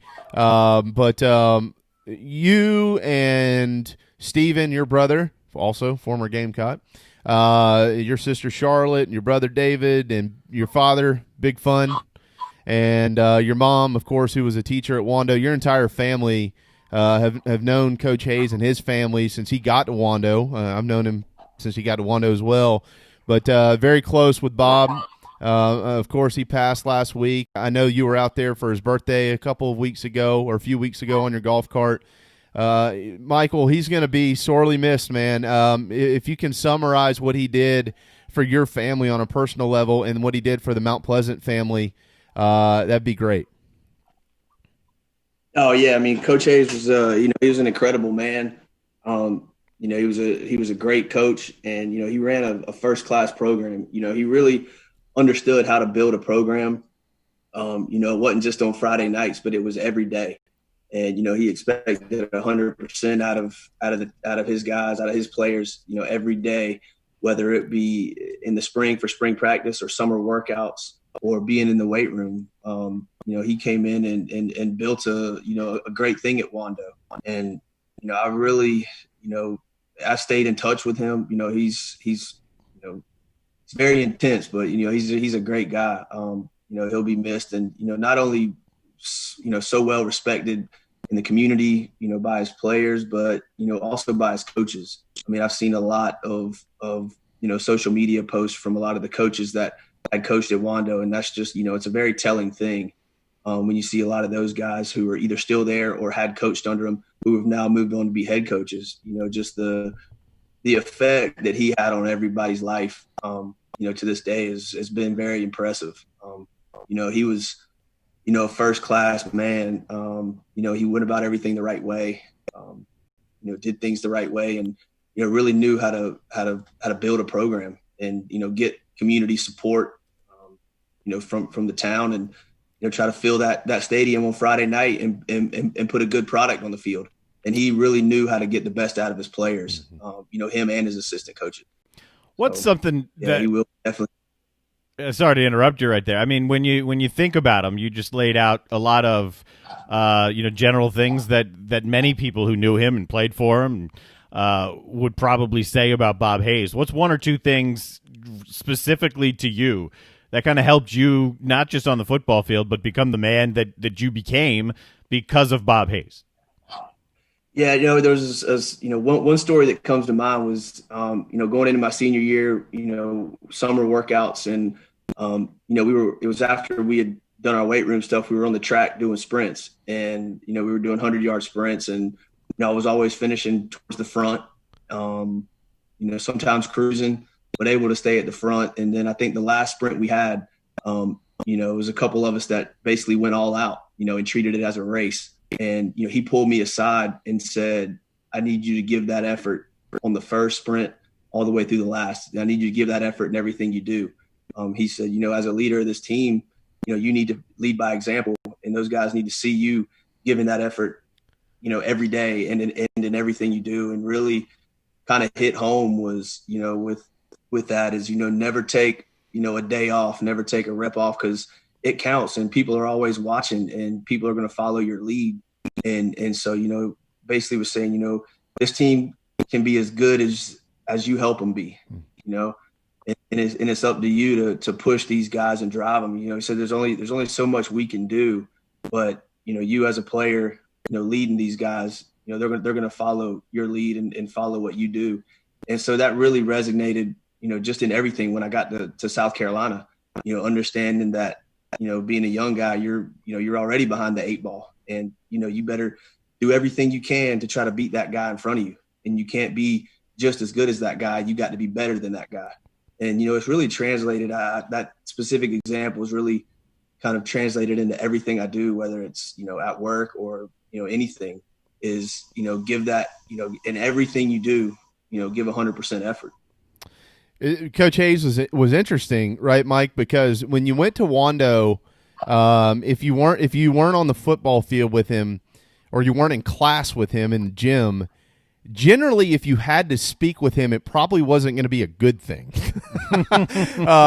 Because if he had to come talk to you about something, it was like, oh no, and he was very intimidating. But the thing about Coach Hayes that I always remembered. Was he might have to criticize a decision that you made. He might have to correct something. He might have to punish you in some way, shape, or form, whatever that may be. But he always found a way to encourage somehow too. And he had his own special way of doing that, right, Mike? Like he would say something, and he'd always have this little smirk at the end of it, and you knew, okay, we're cool. He's not happy with me, but we're cool. Or he's really happy with me, but he still didn't change that tone. He just had his own special way of communicating with you where you were going to get whatever point he was trying to get across. Oh, there's no doubt about it. There was punishment for, things that you did wrong, but, he would punish guys, whether it be sprints or something on the football field afterwards. But at the end, he always, made it a point to help guys learn from their mistakes and learn from different things to help them grow as players, and as, young men on the field. And, he would get it. He would dig into you. He would dig in and, he'd yell and, like what coaches do to get his point across. But then he'd also explain to you, why he was doing it and trying to eliminate reoccurring mistakes, whether it be, assignment wise or fundamental wise on the football field. But, you're right about that smirk. He had a very serious, stern look about him, and you'd be talking to him and he'd kind of slide a joke or a one-liner in there. You didn't really know what to do or if to laugh or if you were supposed to, but then you'd start laughing, and then he'd have that grin that would come up and start laughing along with you. And so I always appreciated that, because that was kind of a regular occurrence every time I saw him, at the school or outside of the school. It was, we'd talk in conversation, and he'd kind of slide a little joke or one-liner in there, and you'd see that smirk kind of come on his face, from that serious, stern look. And, I always appreciated that. And that was always, something that was, would bring a smile to my face, and, we'd laugh and cut up and things like that. But yeah, he always had a little joke or a one-liner to slide in there, just in general conversation. How different was it then when you got to college and your head coach was a little bit different of a personality? Oh yeah. I learned a lot, from Coach Hayes about, hard work, dedication. It's not just during the season. It wasn't just on Friday nights, but it was, our shirts, when we got there, kind of our workout shirts and everything on the back of it said, every day. And, it's the things that you do, outside of the weight room, off the field, that continue to help you, become a better person, a better player. And, I really learned a lot about the dedication and the time that it took, and, the type of workouts, that we had in college. And a lot of what we did in high school with Coach Hayes and in the strength program and in the training program really helped me, once I got to college my freshman year. You really understanding how hard it was and how much time and effort that it really took, because, it's a full-time job. Playing football in college is an everyday thing. Yeah. And, that really helped me understand that, it's not just during the season, or it's not just at summer practice, but it's every single day that you have to work. And that really helped me, become a better player, because I did so much outside of our, time allotted workouts, or, running and stuff, and doing a lot of extra work with guys that were always willing to go do things. And so that really helped me kind of transition from high school to the next level, and not have as much of kind of an eye-opening experience, or experience a lot of the struggles that a lot of young players come into, in those kind of the workout programs and stuff. He'll certainly be missed. He was a great man. Bob Hayes, former head coach at Wando, passing last week from cancer, and Michael summarized him, I think, perfectly over the last 10 minutes or so. A wonderful man, and he's taught a bunch of people a lot of things they probably didn't even know about themselves, and he's got a lot of coaches out there who will continue to carry on his legacy. Guys we know quite well, Mike, like Paige Wofford up at Northwestern, and Denny McDaniel, and now he's got Rocco over there taking over at Wando, and we could keep going on. Ben Digg and Matt Hartle, and on and on and on. They're all across the state, and we're going to miss him. I know we're short on time with you today. Michael will be with us throughout the fall, because we will be playing football. And Michael is pretty darn good on Friday telling you what's going to happen on Saturday, except we predicted a lot of wins over the last 5 years that never came to fruition. Had they done what Michael said, they would have won a lot more games in Columbia. Yeah. And one more thing about Coach Hayes, you just said all those names. It's kind of like everybody talks about that Saban coaching tree. Yeah. And just the you have mentioned, I mean, that's a wide net and kind of a nice coaching tree of guys that have branched out and become head coaches and really done an extraordinary job. Absolutely. And I wasn't even close to halfway through them. There's a ton of names out there. We could do this for hours. But well said. Well said, Mike. I with Carolina, here we are in the middle of summer. We're trying to work through all this COVID stuff, Michael. And again, as we get closer to fall and we start talking much more about the offense and what the season is going to look like, and this, the things you and I talk about daily. When I talk to people about this offense, Michael, the first question everybody always wants to ask or discuss is, what about the quarterback room? Well, I have this feeling the quarterback room is going to be fine. It's going to work itself out. There's enough talent there. The running backs are really good. They're going to return everybody up front. Let me tell you something, Darren. 3 years ago, right around this time, this dude right here said there's a guy that nobody knows who he is, and he's going to be the best lineman at South Carolina. I said, what's his name? He said, Sedarius Hutcherson. I said, isn't that the guy that they recruited who's a defensive lineman? He's like 240 pounds. He said, yeah, but I'm telling you, they're moving him to offense. He's going to be sensational.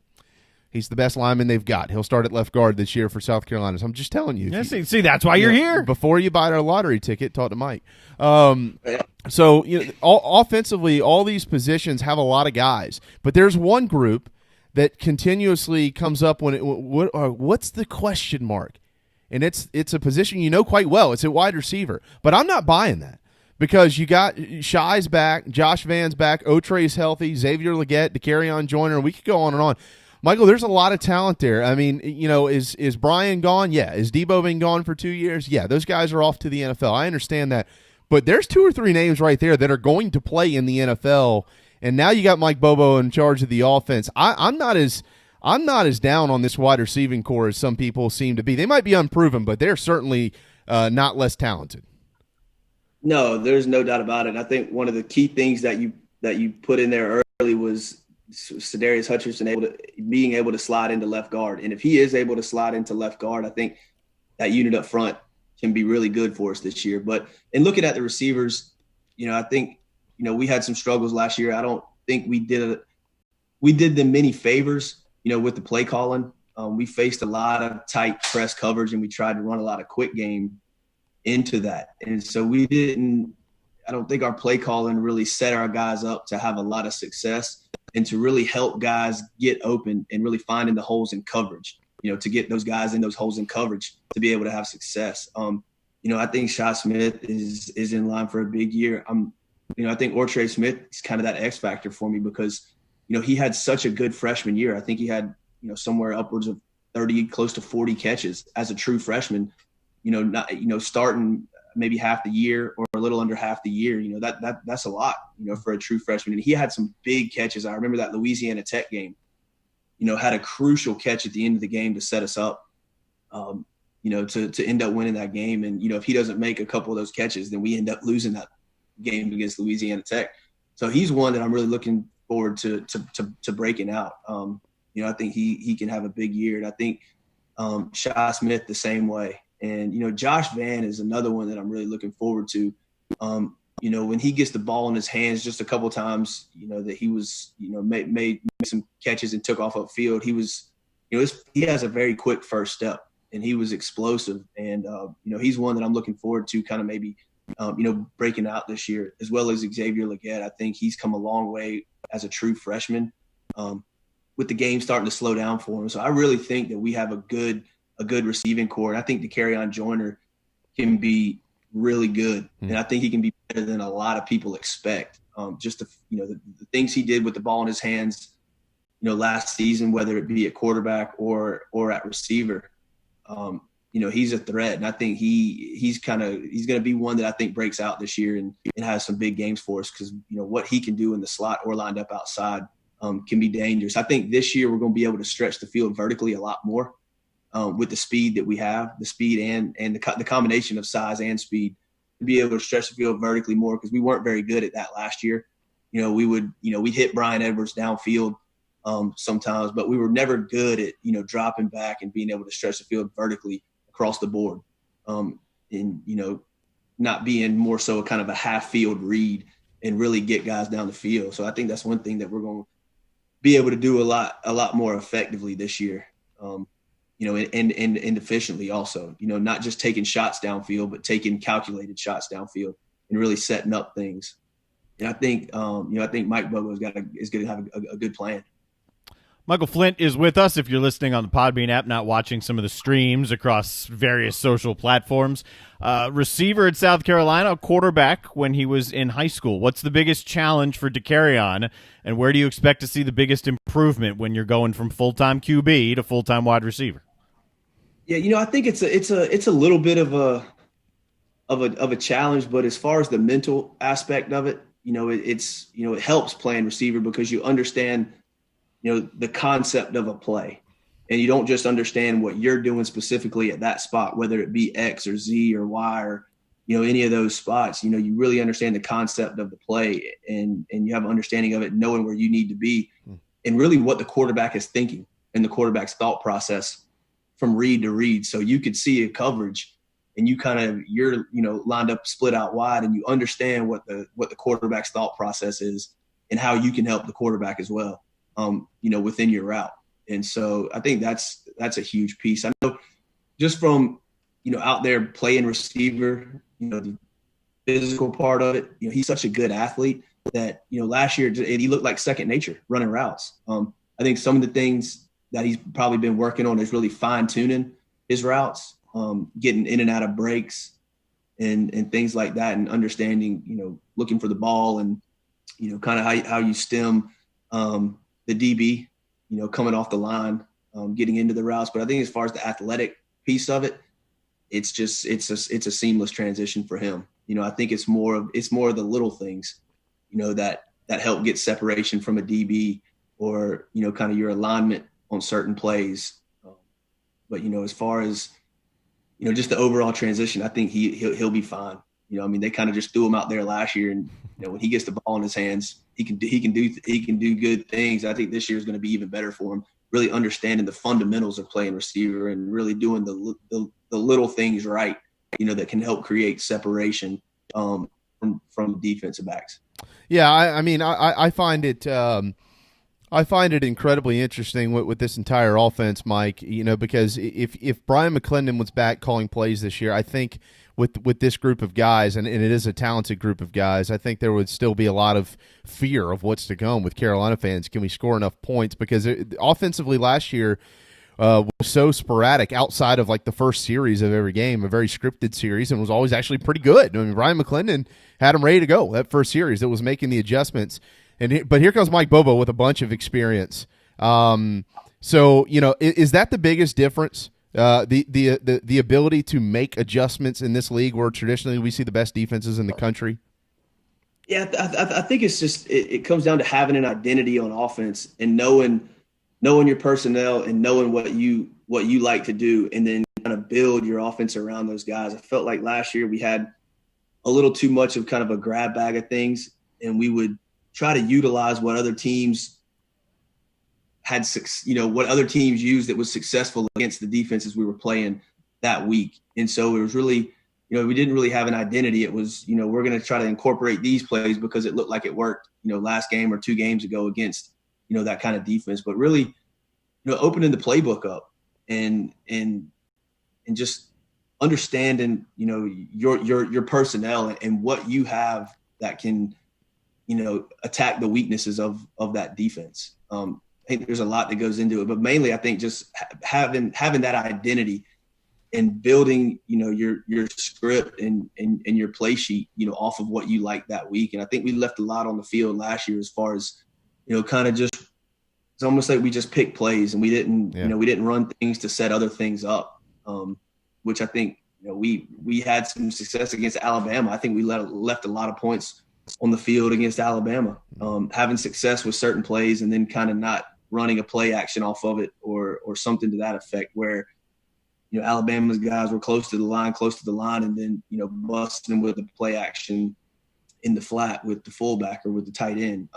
I think Coach Bobo can do that. He's got the experience. I think having that experience as a play caller and being able to remain calm and really being able to see and understand defenses and what they're doing is going to be very helpful.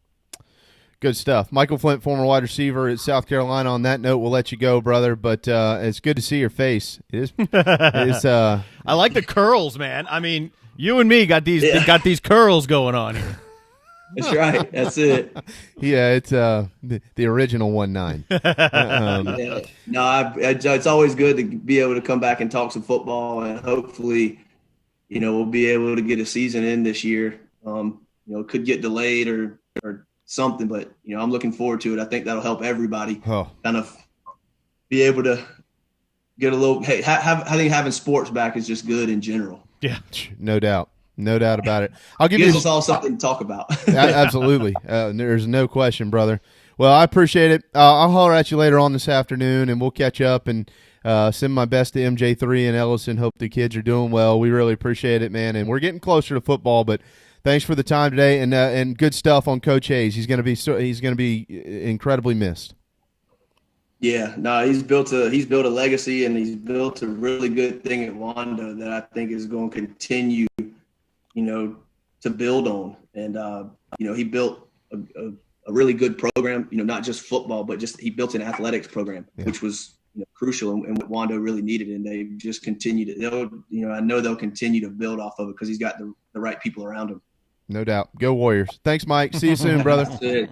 All right, guys. Have a good one. See you. There you go. Former wide receiver Michael Flint at South Carolina. Really good stuff there on the legacy of Bob Hayes. And that's two people today, David and Michael, who I know exactly what they're talking about, who've said the exact same thing.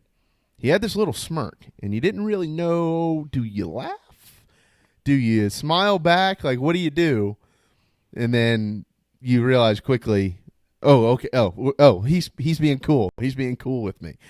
But that was Coach Hayes. That's just what he did. So I'm glad we got to do that today with these two guys. Yep.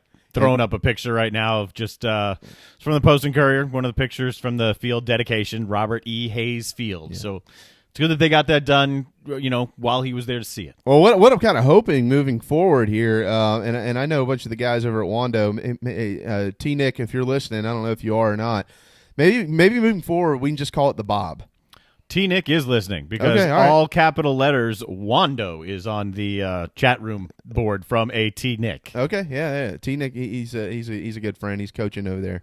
Why don't we put that into our vocabulary here, and let's just start calling it the Bob.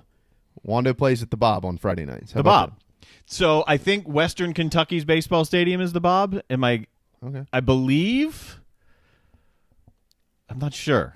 There is a Bob out there, but I like it. Okay. But I like it. I do like it. The Bob. It can be more than one stadium. That's fine. No, absolutely. Mm-hmm. There's not another Bob in Mount Pleasant. It's the Bob. I like it. It's the Bob. All right, there you go. Go Wando. All right, tomorrow coming up on our program, the one and the only J.C. Sherbert. He'll join us from God only knows where. I'm assuming he's still in Chicago. I passed through Chicago last week. I should have called him. Should have seen if he wanted to come see me. Meet Come me at the jump airport. out of the plane or something when you're flying over? Well, no. We laid over. Were you in O'Hare? Yes.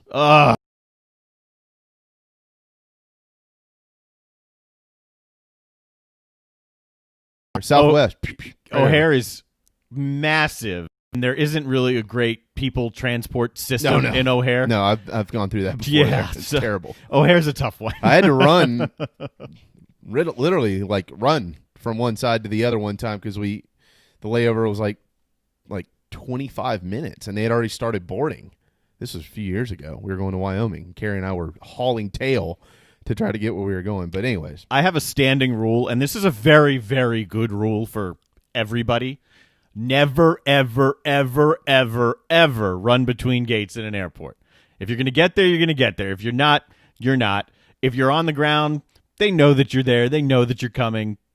If you don't make it, you'll get the next one. Yeah, not me. I was ready to get to Wyoming. I hate flying, and I did not want to have to sit around anymore going, God, I still have to fly. That makes it more stressful if you have to sprint through an airport. Dude. No. I'd rather do that than miss the flight, man. Nope. I can't do it. I'm not a big flyer, but yeah. That's that. Hey, Last Chance U's coming back. I saw that. Last Chance U basketball. What school?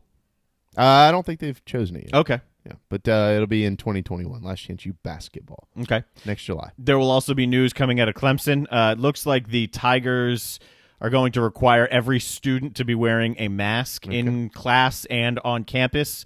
So there are rumors of that floating around right now. There is a meeting, I believe, tomorrow night at 5 when it's supposed to be finalized, but expect that to happen. Okay.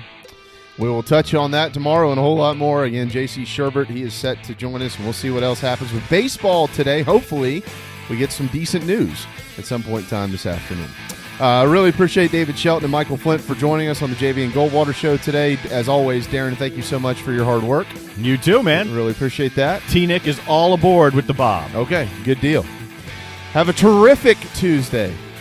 Wonderful Wednesday tomorrow on the JV and Goldwater Show. We'll see you then at noon.